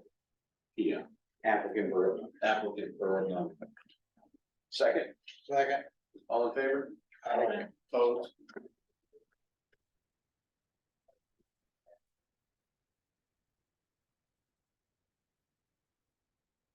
We have, comment from the public. State your name and address. My name is Rebecca Barrington. I was here last month. I'm from 599 High Street. And as you know, I was asking for a proposed, I was hoping for a text change to the regulations, bringing them from half an acre, which you guys did an awesome job bringing them down to a quarter of an acre. And I was told that we would need to pay $500 fee for a person just trying to propose a text change. And there's no guarantee that that text change would actually come into effect. And there would be no refund. So it's like a really big donation to the town if nothing changed. Which anyway, chickens are like the most efficient way that I know to recycle kitchen scraps and leftovers and recycle them not only into like amazing fertilizer for your garden, but also like protein packed, sustainable, reliable food source for your family. And I know you guys are probably all aware of that, but I just think about like, not in World War II, like victory gardens were encouraged as well as backyard flock so that people could have a sustainable food source. And so it makes me, I'm kind of sad since I've lost my chickens. I totally miss out on the joy, me and my kids, of being able to bring kitchen scraps to my chickens and watch them eagerly run towards me or welcome me home when I come in my driveway because they're right by my driveway. And it just makes me really sad that we live in a town where I can't own chickens on a quarter of an acre, even though I was successfully doing it for 3 years. I haven't even seen one rat recently. So that's been completely resolved. That issue has. All of my neighbors still love my chickens and say that they miss them. And so I am here again to just respectfully request that this might be reopened. The whole topic of a text change to the resolution. So I don't know if that's something you guys are interested in or not, but I did bring a land use agreement that I wrote to Ed. I showed it to him a couple weeks ago. He looked at it and said, yeah, that looks pretty good. And I just wanted to know if I go through all the work of having all my neighbors, I already gave them the land use agreement after Ed looked at it.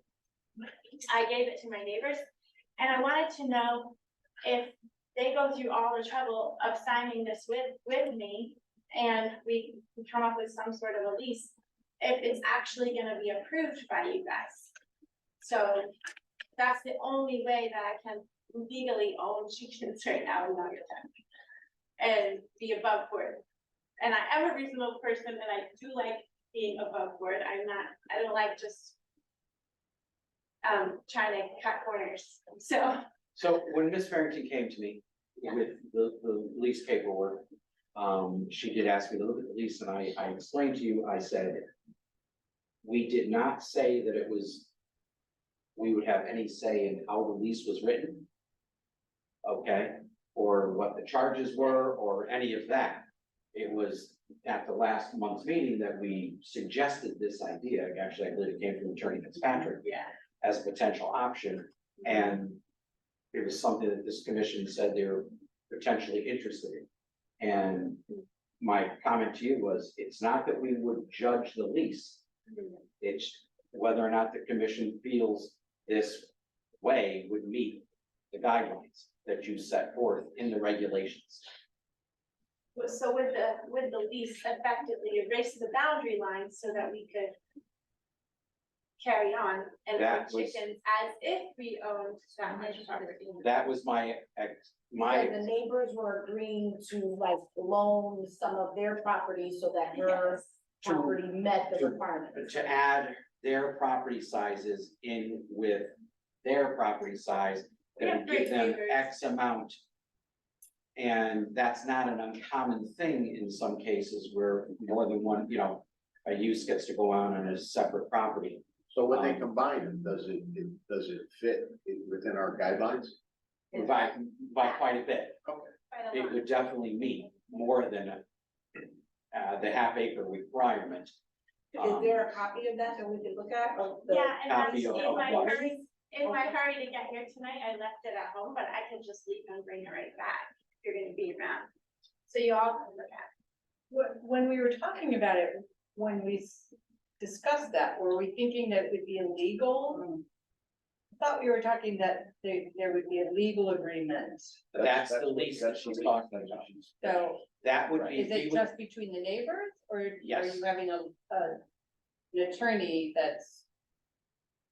Well, I've never done this before or haven't had to think about this, so you. So she does have on her lease, and again, I talked to Attorney Fisher, he said, we're not the ones to judge how she made an agreement with the neighbors. That's a contract between me. That's a contract between them. But yeah, are we willing, I said, so are we willing to accept that? To say that this person and this person and this other person have gone into an agreement to say that this, or, she has put some interesting things in there, which I think are very good, where it states that there's no attempt at going onto their land at all. It's just simply marrying the properties together. So it's big enough. So that it would be large enough, but there was, in her lease, she specifically marks, the chicken coop would not be located on any of their land, the chickens would not be located on any of their land. I try to protect my neighbors by saying we wouldn't erect any structures, we wouldn't enter to enjoy their property at our discernment, at our leisure. We wouldn't dispose of waste there, we wouldn't do all kinds of things that we don't do there anyway. So that to protect them and also to just make it. So when I discussed that with Ned, I said, and she was like, that's between them. The idea was she was going to get an agreement from the neighbors that said, your land and our land can somewhat be matched together for size requirement only. And we aren't going to regulate the wording in the lease. So what's our role? Our role is, are we willing to accept that? As, because if we do that for one, because remember we said we'd like to see the first one or two come to this commission. You know, and then that would be something that someone may be able to do in the future. That if we can offer that to them saying, well, you don't meet the requirements, but if you get your neighbor to agree to a lease that you provide us and we put in our record down, you know, downstairs. It's no different than the Borough of Norton doesn't own the green, we rent the green from the two churches for $1 a year. But do we wanna get into it for everybody that wants to have chickens? Well, how many That are people, how many less than people a are gonna half. do? Well, it hasn't been long since we approved the regulation. No, I know, already. I mean, Why did we give her this option? We Say that had that Why option did we last give month. her that option then? yeah, I know, I don't know that, I don't know. I am going around Naugatuck and I'm trying to find all the different chicken owners. I'm being that nosy person that Ed was not being, thankfully. But, I'm being that nosy person and I'm talking to all kinds of people. I'm trying to I've created a petition that people can sign that would hopefully help open your hearts to see the need for a text change. So, that's what I I'm have a working question. towards. But that's a separate issue. It's a separate than- issue than altogether. the one you're I'm also, discussing I'm now. looking right now to see how I can have my block back. Yeah. How can I get my little chickies back? I So miss my chickies. even if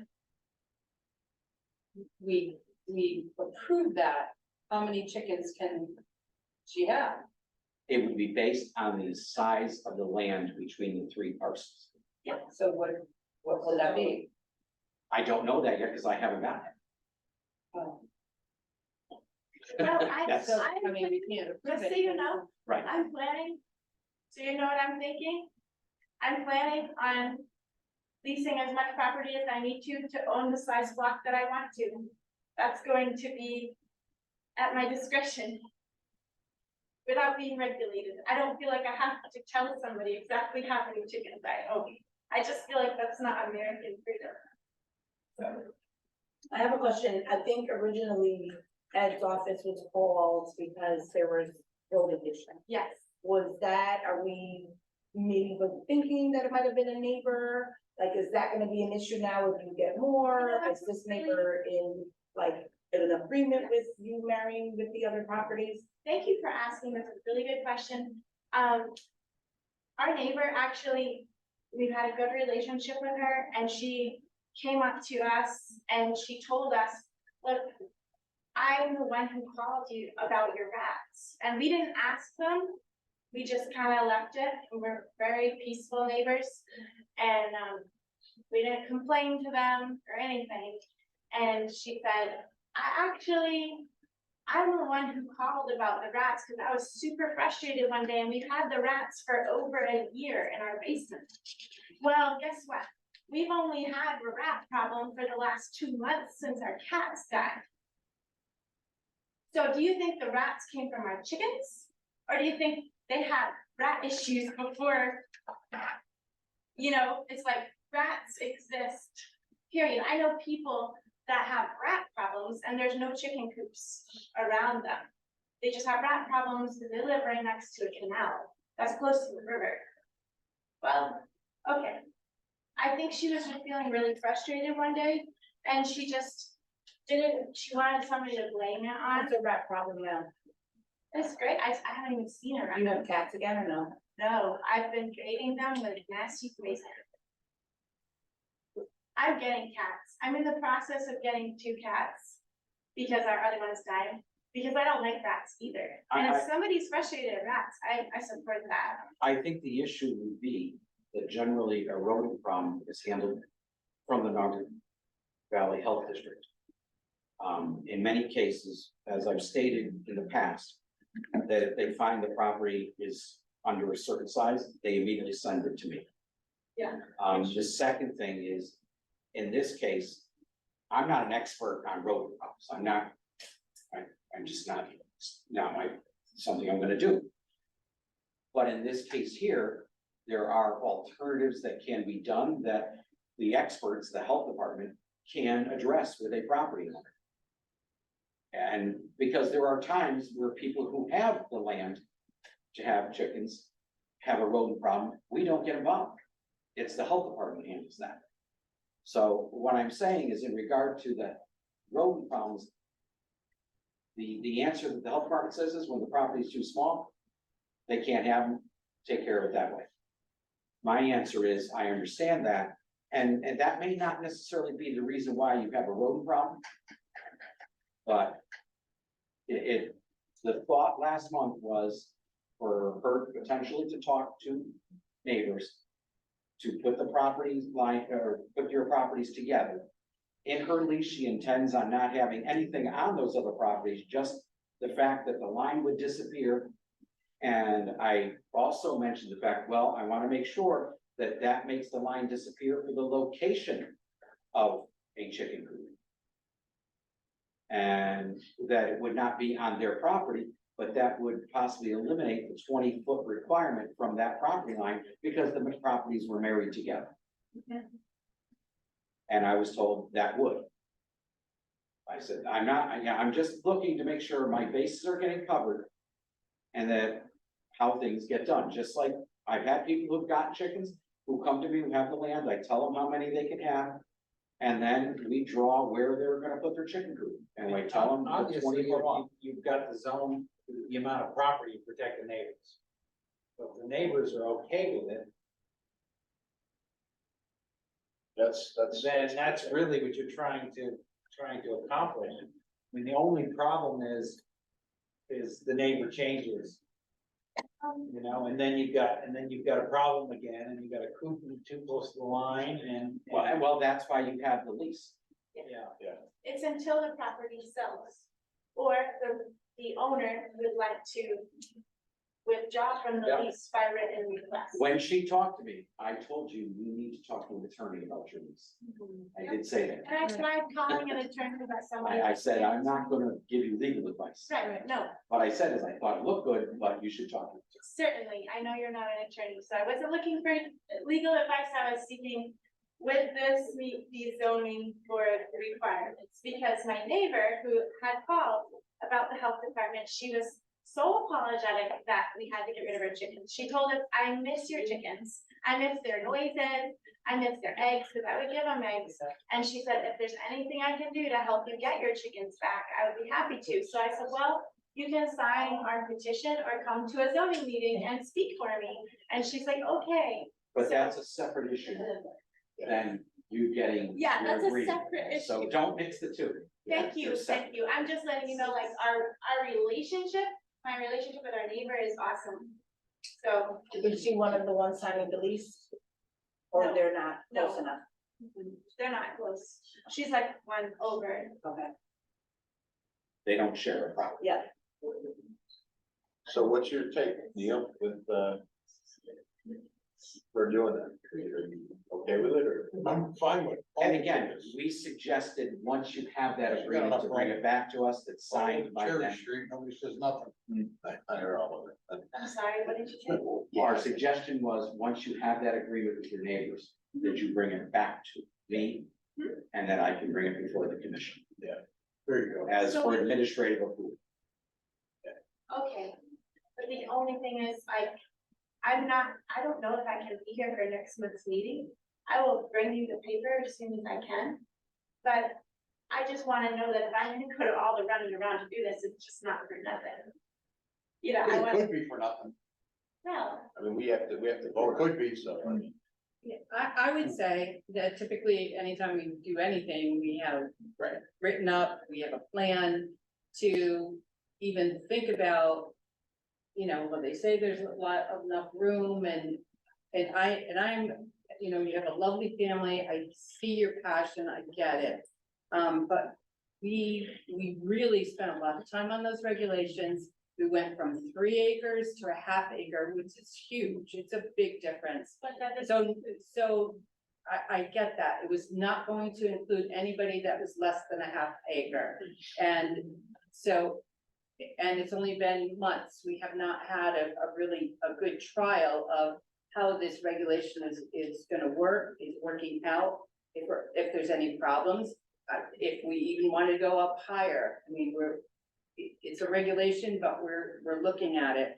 And I honestly, I don't want to be setting precedents on a brand new regulation, because anybody who is as passionate as you and is determined to have chickens will do the same thing. And our regulation, we're either gonna have to change the regulation, or, you know, we're stuck. We don't wanna, I mean, I don't wanna set a precedent before we've had time to see how this regulation works. You know, I so think you're seeing somebody it else, doesn't work. I think I'm proof that it doesn't work. But you're also one resident. yeah, Like, I think it's not fair to say that you're representing every chicken owner I in think, town. I think I represent about 10, and I think every one But person when that we comes had out. these proceedings, only maybe one or two showed up. So maybe the and others. part of your advocacy is to get people to come out here and be in front of us to And that's to why get I'm us to here. talk about it.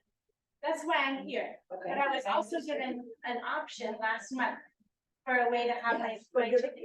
Where's your paperwork? We May need I to see your. may I make a your- suggestion? If you've got 10 residents who want chickens, maybe you do the tax change instead of $500, it's $50 each, and you move ahead like that. And like anything, if you get enough people in here who want chickens, that's gonna make more of a difference than one person. I also. In this regulation, we spent more time doing this regulation than probably everything else that we've done. That year. Yeah, and, we got the responses that we got, and we based the regulation off the responses that we got. I'm not sure, you mentioned that we would have to vote on it. I don't know if it's something that we would have to vote on. That's why. I think you'd have to have it, You mean, For her interpretation. Well, yeah, so. For her agreement, Yeah. and I'll confirm that with Ned, Yeah, but I don't think that's necessarily something that we have to vote on to do. Because he based it on the fact that it already exists, the ability to do this type of thing existed in our regulations for other things. So he said that that's where he based it on. yeah. A text change. No, I'm talking about the lease. Yeah. Tax change, we gotta separate the two. They're two Tax separate change, issues. put over here for right now. The fact that we told her to come back potentially with an idea of working with her two neighbors to Mhm. lease land. And that we would look at it. And see if that's something that we'd be okay with. My understanding was that was not necessarily something we'd have to vote on. Because it's not a tax change. I would do an interpretation. Yeah. Well, I don't know I mean, what we're interpreting. It's though. What you're completely, interpreting that what setting a she's precedent. doing is. Well, then I'd have to talk to Ned Yeah, to oh, I see, got it. it was his idea. And how he came up with that. yeah, there were a lot of And it ideas was that based were on thrown other out things that there. were already in the zoning regs that would allow it, such as we allow parking at other locations. We And allow, then do that with all our Yeah. zoning regulations, if you're gonna, bypass what's said in the regulations, doesn't make a lot of sense. right. Well, I'm just saying what he was, Yeah, no, maybe I we should think, have him stay, but yeah, Yeah, we should. what is something I can go over with him on. Yeah. I- So why don't you do this, get the lease, get a copy over to Ed, you sit down with Ned. And then, we'll have to reconvene at the next meeting and what is, what's acceptable and what's Which you have to what's have that in legal zoning, too. and what's not. Because if there's no vote, then there's no vote. I think I should require A drawing of, submitted to the ZEO. yes, People of you. it required, that's to draw where the hoop is Right, on the property. What? and I know, what the lease it's not agreement gonna- would it's be, not gonna the be- lease agreement would have, Well, we would just take Measures. the I'm- GIS property But I mean, lines. if you have I- one but person. they have to do all that, not us. Right. I am sensing that there's a little bit of a bias against chickens, because like on Bowen Street, there is like a house, and I'm not complaining.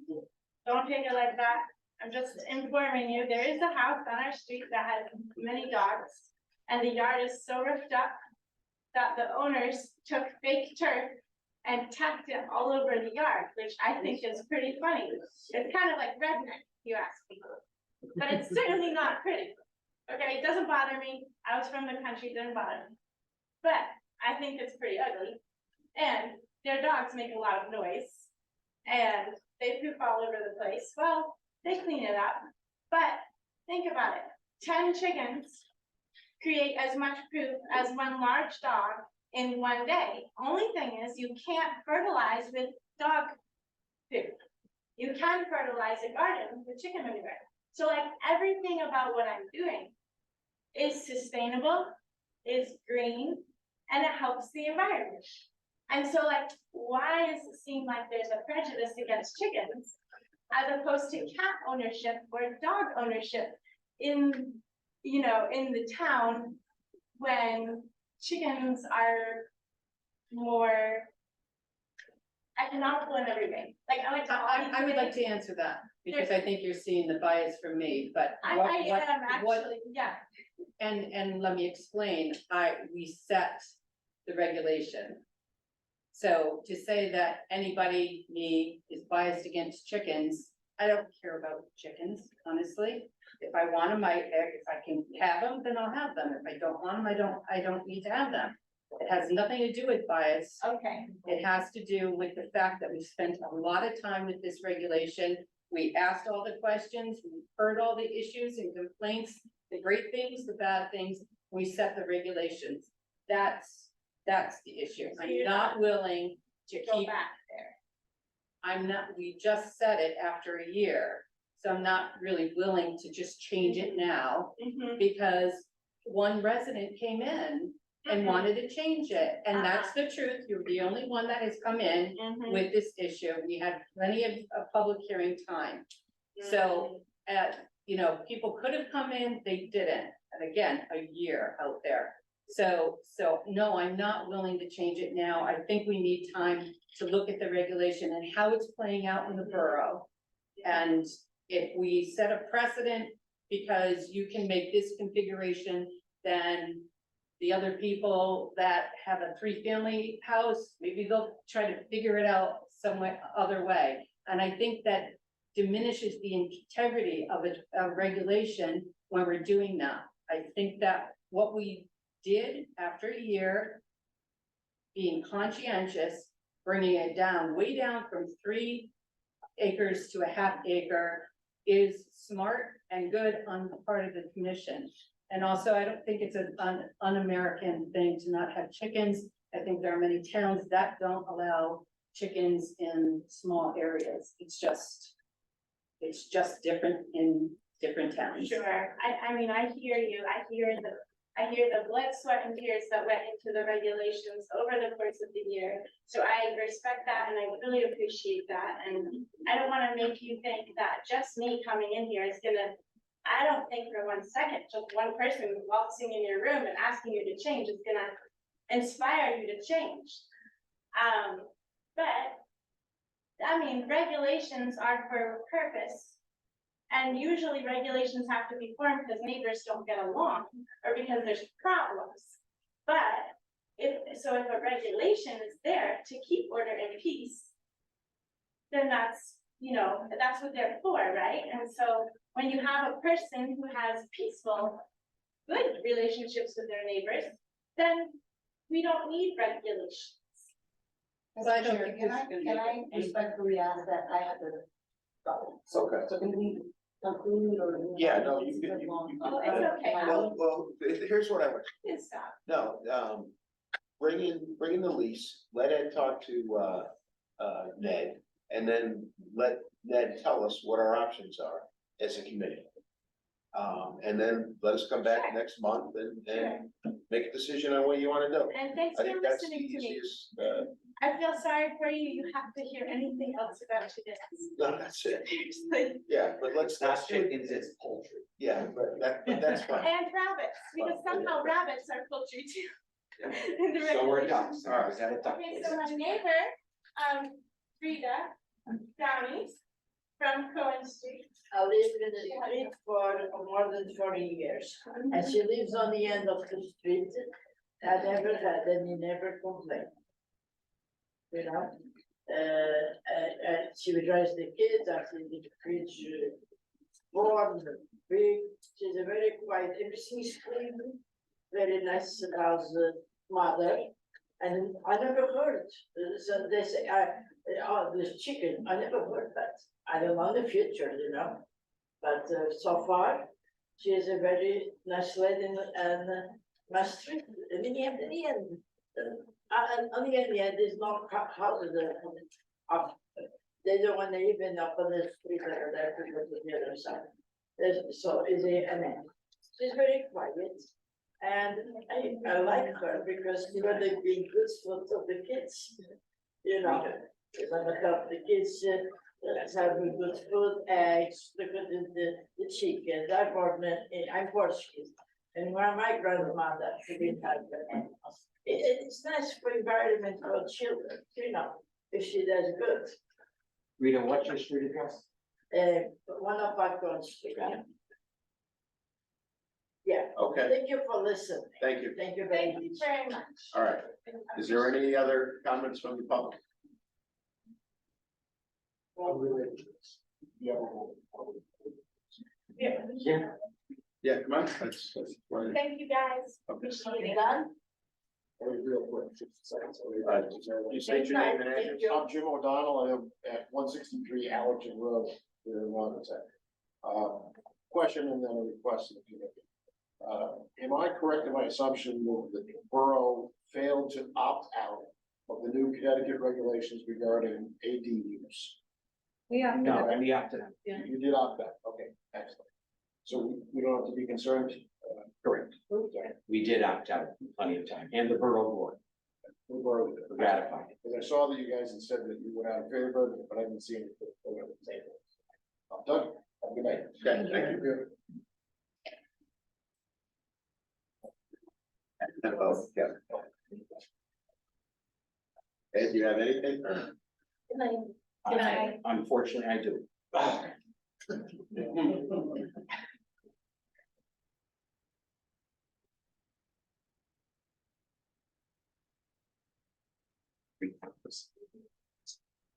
We do have. It's a good name. It's perfect for them. So it's good.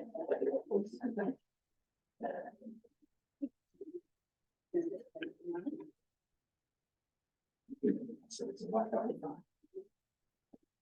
You can buy that anyways. There are a lot of different things. You know, that I can talk with you afterwards about. So I have a couple things just to come over with. Recently, I've gotten a couple of phone calls in regard to people that would like to put a mobile home on a residential buildable lot. Residential, okay? So when I looked in our regulations, section 23.3 prohibited uses. The use or occupancy of a trailer or tent as a permanent dwelling is prohibited. Does not say about a mobile home. Okay, so I put, is a mobile home considered a trailer? Now, as a person that worked in the RV industry for many years, there is a distinct definition or difference between a mobile home and a recreational vehicle trailer. Recreational vehicle trailers are certified through a nationwide thing called RVIA, Recreational Vehicle Association, and they have holding tanks. They have things like that where they're not meant for permanent location. A mobile home will not have a holding tank for water or sewage. It will be direct connection to a lot, to a sewer system, sewer septic system, or have a direct water connection. They are different, okay? I also talked, I put here 3/21/1990, the interpretation mobile home in our zoning regs to consider the temporary use of a mobile trailer in a business zone under the same conditions as residential. It had nothing to do realistically with someone putting something on a residential lot. So I looked for the definition of a mobile home in our zoning regs. We don't have one. I looked for the definition of modular home. And we do have that.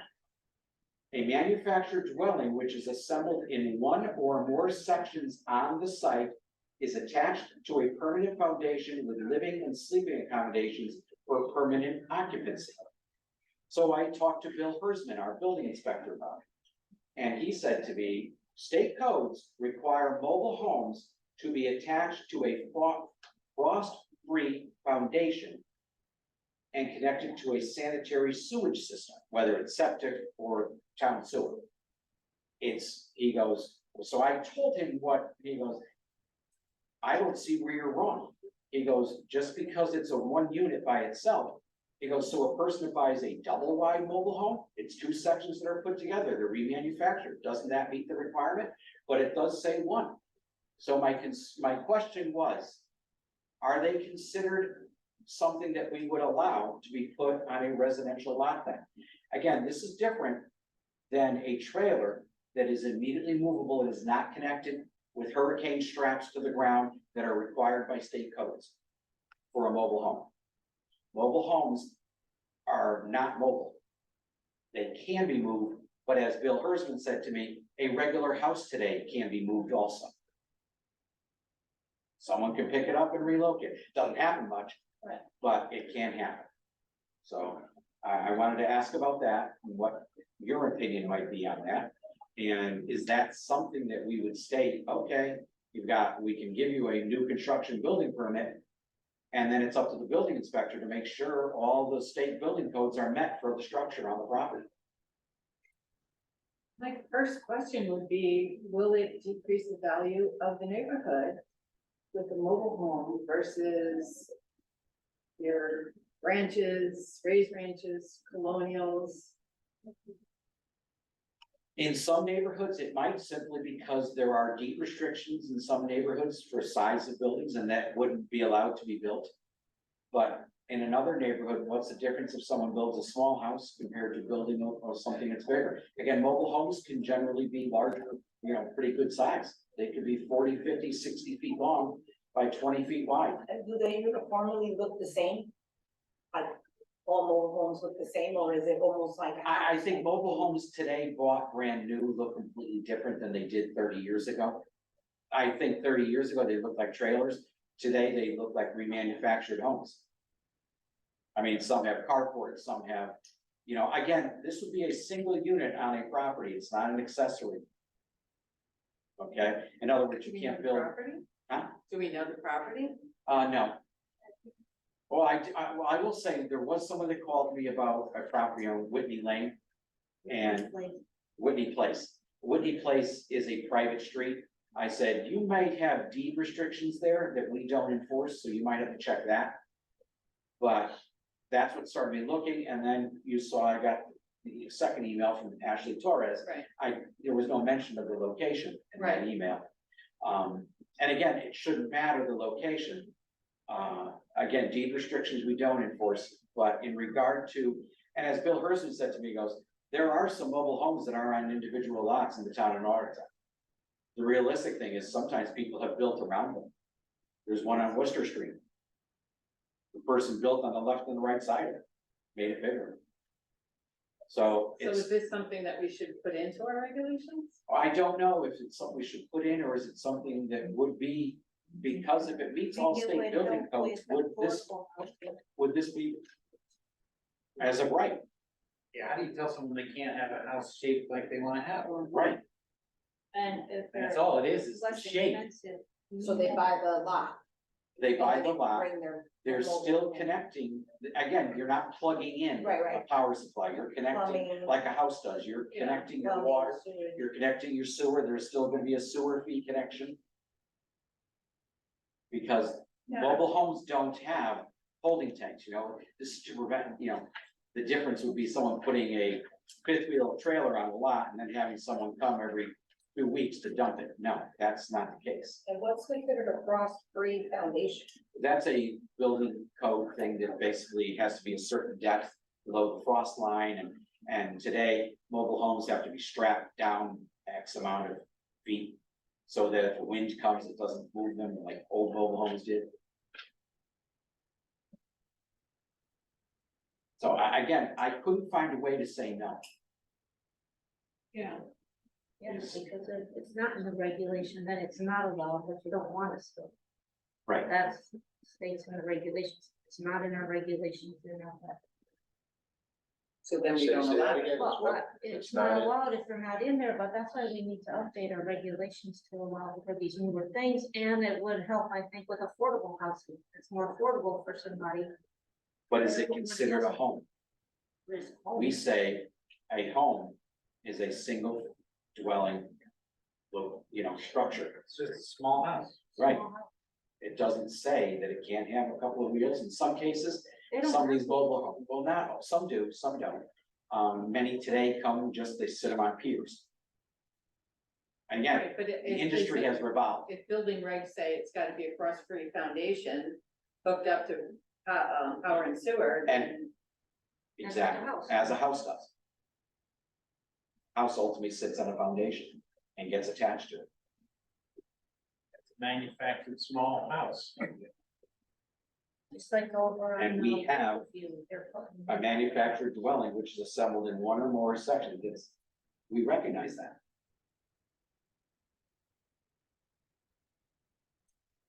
So do we allow it without changing regulations? Because we're allowing it even though it's not in our regulations, when we're not supposed to allow it. Then you're setting the precedent, not making the regulation.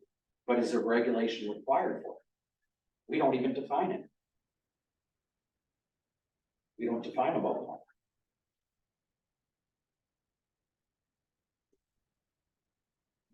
I mean, I like regulations to make it clear for people. So And not be. So that's, again, I'm not expecting the answer tonight, just food for thought for you. Yeah, I think the biggest thing is what building would say. Yeah, and and what he said to me, he was like, if you're going down the right path, I don't see an issue. That's his opinion. Yeah. Second issue was, 485 Cherry Street, which is near the very end. All right, and I gave you a satellite image of it. So this area is actually I-1 zone. And there's currently that warehouse that's green there. And in the past several years, there's been like a plumbing contractors out of there, some other basic contractors. I had a gentleman who came to me who would like, and I gave you the property card that shows you what the building looks like. A gentleman came to me who would like to potentially put a car repair business in there. And his car repair business specializes specifically in high-end vehicles, $300,000-$400,000 cars. He's not looking to do a business where he's doing oil changes on, Chevys and Fords.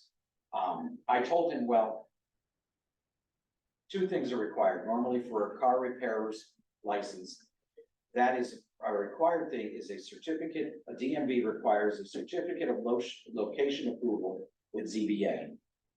But our regs in the I-1 zone, a car repair facility is allowed with a special permit approval process. What I told him is, realistically, he would probably have to do a special permit process, which would be a site plan and all that to go for the approval. And he's like, do you really think the commission would go for something like that? When realistically, everybody around him is residential houses in the I-1 zone. And, well, I understand that. Where's 485? 45 is, It's down by Rimkus. yeah, You know where Rimkus it's is? very end of It's like Cherry 2 miles Street, from almost there. by the treatment. But it's plant. Okay. It's down that All far, right, okay. all right? Rimkus had an auto body shop down there for 40 years. Yep. Yeah, but I don't think it was in that specific building. I think he had one. Yeah, two buildings. Yeah, but he had it on his property. I don't think this was That's his all property. their property? Yes. Yeah, and but the realistic thing, it goes up a hill, so you never do anything beyond that tree line. So I guess this, I told him I would call him tomorrow and say, you know what? You gotta go through the special permit process. He may not be willing to do it.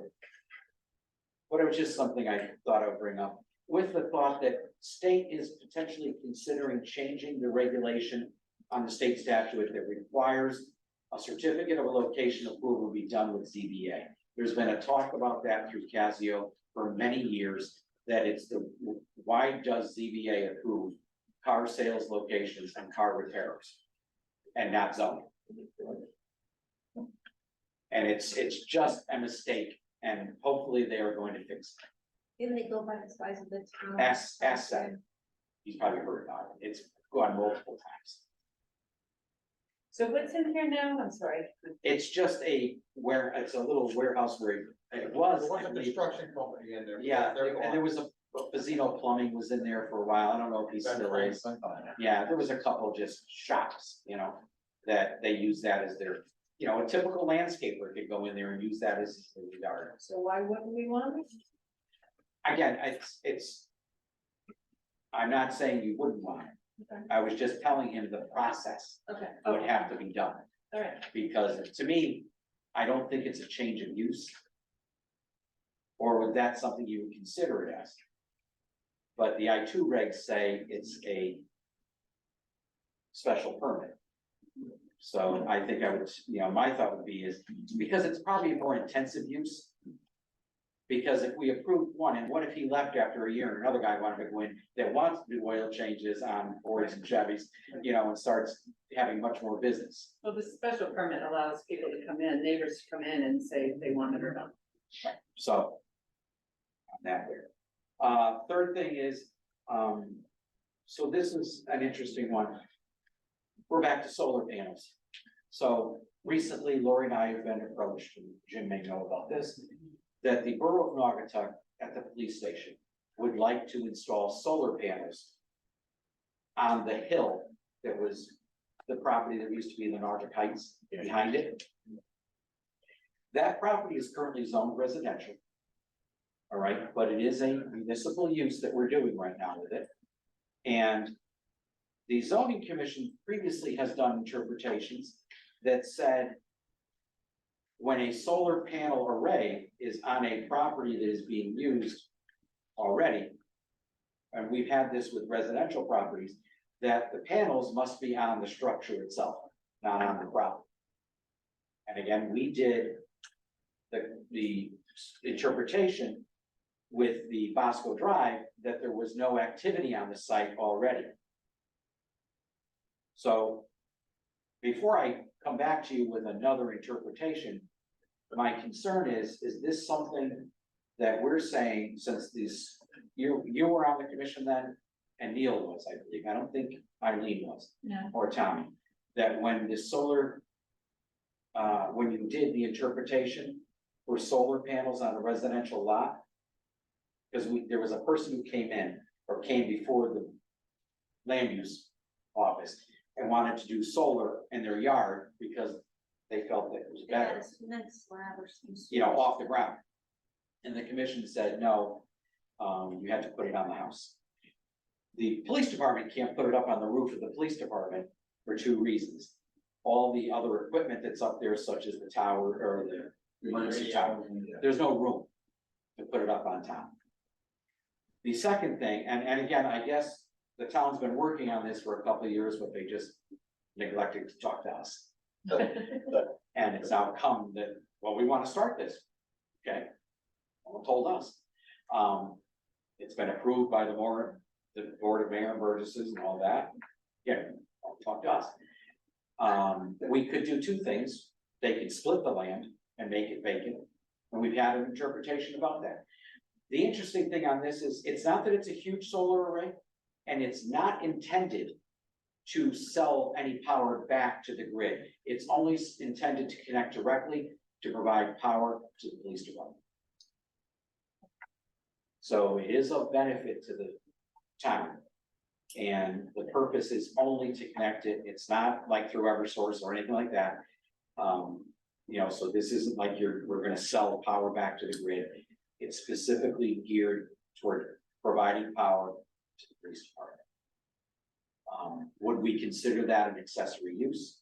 Would we consider that if we separate the land and put it on its own parcel, we would allow it because we can mark off an area that's by itself?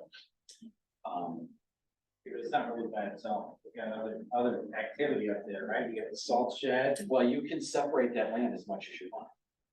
It's a big piece. Well, yeah, but you could do it once, maybe a first cut, and then you'd be doing a subdivision. What you can do a first cut that just shows just the solar panels. With its setback and keep everything else together. Yes, without any frontage.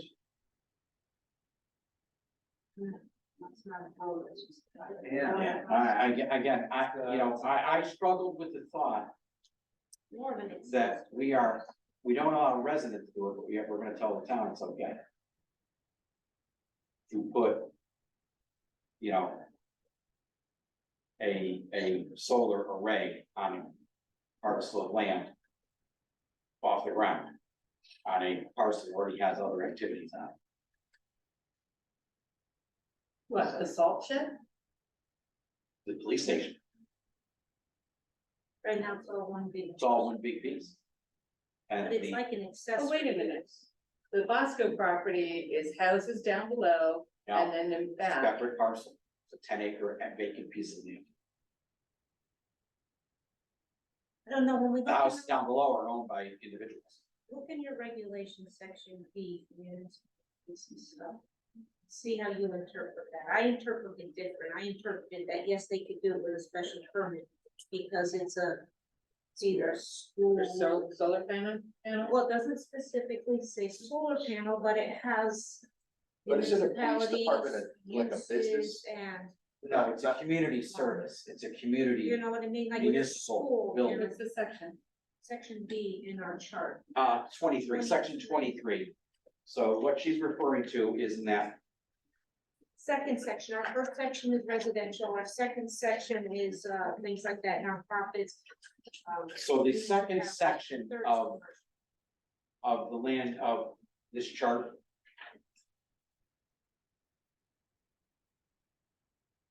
Which is part B, just gotta go to the right page, because the first is about residential properties. And. Where is that? You have a mark off that tab. No, Our chapter, the oh, here it is. I can't read sideways sometimes. Part B, community facilities and services. That section all deals with schools, churches, parish halls, buildings, uses and facilities of the state of Connecticut, federal government, or any other government unit. I mean, nothing specifically, buildings, uses and facilities of the borough of Naugatuck. It doesn't specifically say solar panels. uses, what's it say about municipalities, what's it say in that first or second block? Doesn't say anything.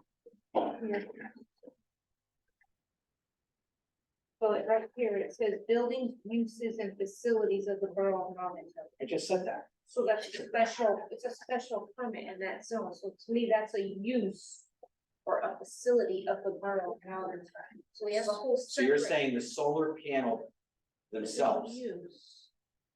Part of the use. Almost like utilities. Of the police department, they're not selling it to the area, that's my interpretation, that's what I'm saying.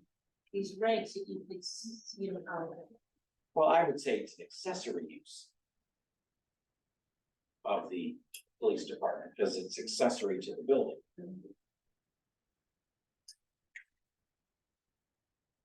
So that whole section is all about, and then nonprofits and hospitals, convalescent homes, all those types of uses are in that section. I mean, that's where, it does go into at the very bottom one, transmission and communication towers. And again, we did that interpretation on the vacant land for residential. And again, that property is currently zoned residential, even though it's not being used as residential. The Bosco Drive, No, the the police department, But all of our schools, churches, everything are in in residential. residential zones. Would you be seeing that from Spring Street? Oh, yeah, You see the solar panels? yeah, you'd see it. But I believe you would. So then you're gonna. I mean, it's on the hill pointed. I didn't know, because it's sort of flat when you get up there, I didn't know where you were going. Yeah, from I don't wanna say for sure, but from the thing I saw, this is on the hill pointed out. That's, how they gonna get any sun? It's pointed this- Tommy, that's not our concern. I know. Yeah. That's another For them day, to work, Tommy, you need that's sun. another day. Jesus. So I've been told people have been working on it for a year and a half. Because when we go to Bosco, they said, we're saying you need some flat land. And we put it, Yeah. Uh, So, and again, If it this was isn't over on near, that side, this isn't near the side, again, forget about where it's located. yeah. About the angle and all that, that's not our concern. But again, if we did it under a special permit process, wouldn't we have to do all the drainage stuff, all this stuff like that, and require all that? I'm just trying to find a way, how do we find a way that says this would be an allowed use? just because they wanna do it and they expect it to do it without going through zoning. Right. Well, they didn't say they didn't want to, so I mean. Right. They just want to know how they could do it. And I've said, as I said to you, solar is getting bigger and bigger out there, obviously, you know. My concern is that we've already said no to residents doing this. Yeah, I mean, I'm, you know, setting precedents can lead to a lot of harm. Then the next person will come in and change it up a little bit. I mean, there are gonna be people unhappy when I go and I tell them, I don't see it. But I fought this before. Saying that, regulations doesn't seem to allow it. The special permit, will we allow it? my issue is I don't know where it would fall under the special permit. Now, again, got your opinion on it, and I don't know, does that stand up, that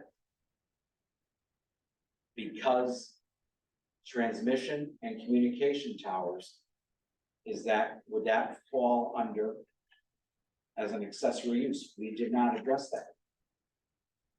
But buildings, uses, and facilities of the borough of Naugatuck, is it a facility of the borough of Naugatuck? No. A solar panel array? It's a use. Is it a use? Use.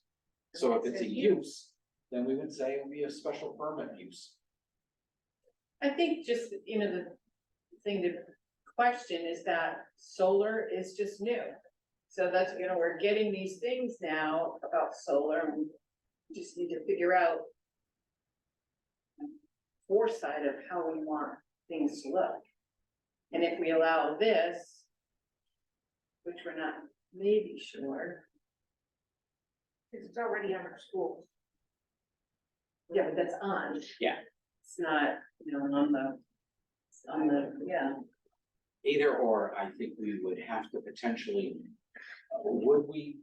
Not to mention again, I always think it's so important to have the public weigh in on things. If there's residents around there, they have the right to say if they want it, you know. Doing the same thing change as it? Bosco Drive.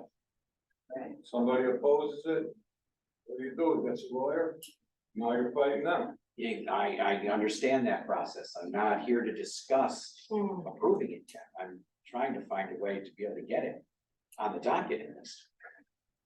And again, the state of Connecticut, in recent legal decisions, has taken away the character of the neighborhood as an answer that people have to meet or can use as an excuse to deny something.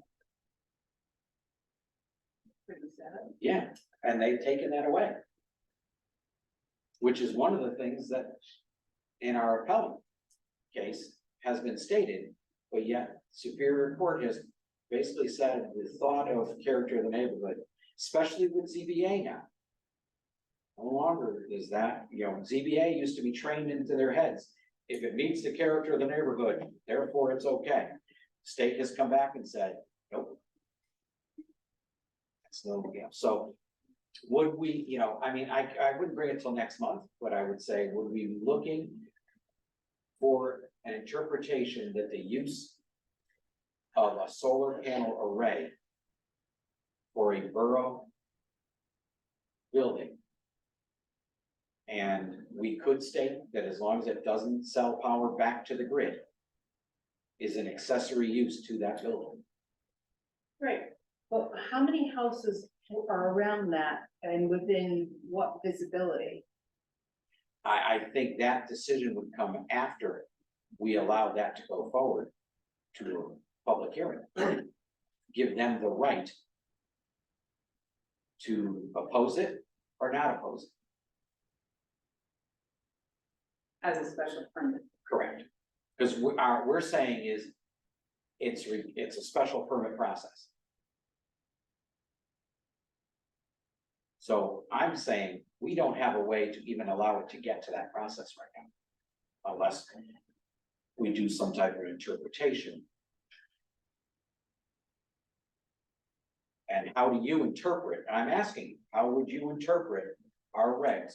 Would you interpret it as a use for a borough accessory use for a borough building? Do we have a definition of accessory use?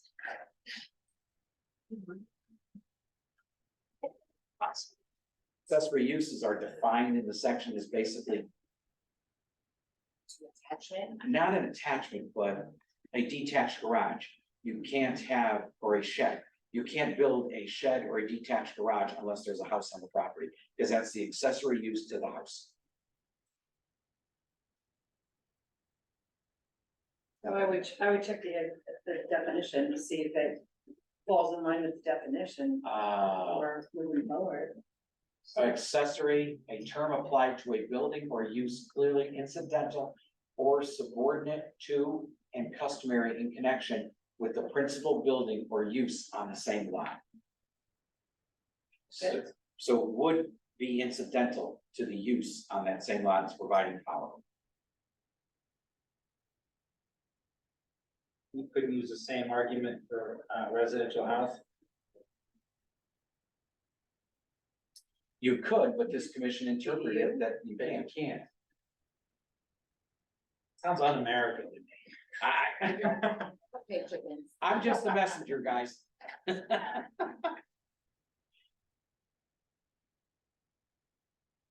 think you guys should come up with a regulation that makes sense as far as solar panels on the ground. As far as, you know, it makes power for that property only, and you come up with it counts towards the buildable. Lot coverage. The lot coverage, and it's maximized by, you know, 1% of the property or something, so that you can say people can have it, because apparently only a third of the houses have solar on their roof. You just Yeah. don't have the solar access, the trees and. Trees, angle. So, I mean, the future is gonna be more people are gonna want this. And, you know, I mean, if it's in behind, like storing an RV, it's gotta be behind the front yard, the front line of the buildings. It's not like in your front yard. Well, the And, same you know, a thing we certain do. distance away from the property line. And figure out a way that it's acceptable for everyone.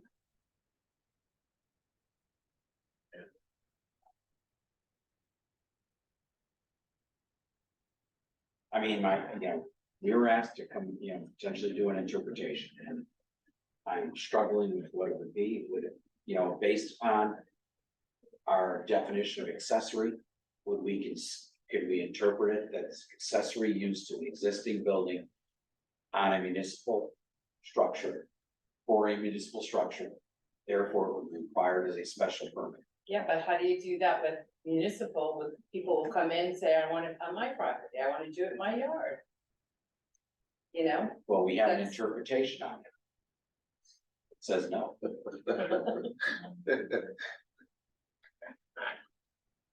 Are there other municipal buildings that we would do it on? That we would do it on? This was supposed to just provide power to the police station. Not, you know what I mean? Because they can't put it on the roof, otherwise it would be like the schools. So it wasn't, it's site specific. I can ask our mayor to come next month. Put it on the agenda. Why? Town project,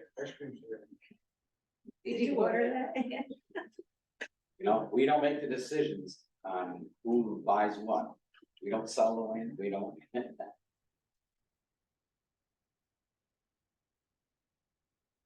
I mean, it does seem to fit. I'm sorry, It does seem to fit. is it an interpretation you're prepared to do tonight? You have it written up? No.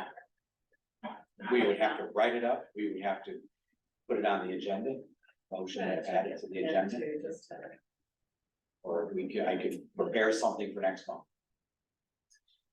You guys And don't have special meetings? Yeah, I prepare. easing on special meetings. Because it sounds urgent, because apparently it's been worked on for a year and a half, and it's also 30 days from our, before next week. Is there a commissioner that would be willing to work with me to put together an interpretation request for Okay. next month, Oh, there. so we can put it on the agenda? It's kind of good if it's on the agenda gets posted, people, the public can see it if they care, it's transparent. How much time do you have? You know, Yeah, as much time as we need, Okay. but I think if we plan to put it on our July agenda. We can, I think the interpretation we're gonna get done about that. Couple quick. It's just wording. And then plan it to put on our agenda and for next month.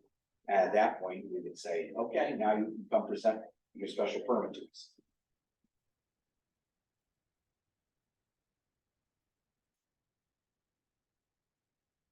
Right? Yep. That's it. Commissioners, comments? I have a bunch of things, but I'm not gonna do it. There's just one thing, the Pura Vida, is that the name of that new restaurant over here at the pawn shop? Pura Vida. we did it. You did that. Oh, I was asleep, so, yeah. I drove through it yesterday. Yes. So I noticed that the owner or the Building the over. restaurant person, I'm not sure, I don't know the name, but they were advertising that they were opening and somebody asked about parking. This is Facebook, by the way. And she told everybody on Facebook that you can, if you can't find a spot in the front, that you can park across the street or you can use Rite Aid. Which was the issue that I said with these stores. Perhaps they maybe deal with Rite Aid, I don't know, just wondering if you knew. They did say that on Sundays, I guess people can park in the back of the store, but weekdays and Saturday, I think they can't. So asking people on Facebook too.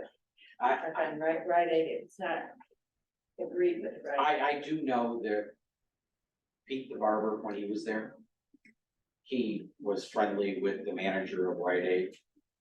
And she didn't care if his customers parked in the park. Her actual comment was, I'd rather have more cars in the lot, looks like we're doing more business. And that may be the case, yeah, I just wondered, it should be a deal that worked out rather than just assume. But, that has nothing to do with us, I just wondered if you knew. Now that I have no. Anybody else doesn't have any? I will. Popeyes is opening. Next week, I think, because we got a bunch of kids coming to the Board of Ed for working papers. Oh, really? They're in training, Oh, they're in training? but Oh, so you're not they have to over this pave the lot, and I told them they couldn't get a CO, temporary CO for me unless I saw all the markings. I don't week? want, Is there gonna be a drive-through? yes, Yeah. There is, okay. Yeah. and I want to see all that marked out. So I just- so once they do that, they can get a temporary CO. See you, gang. I'll accept the motions to adjourn. Happy 4th of July. Second. All in favor? Everybody. I can make the motion. She'll be back. You agree to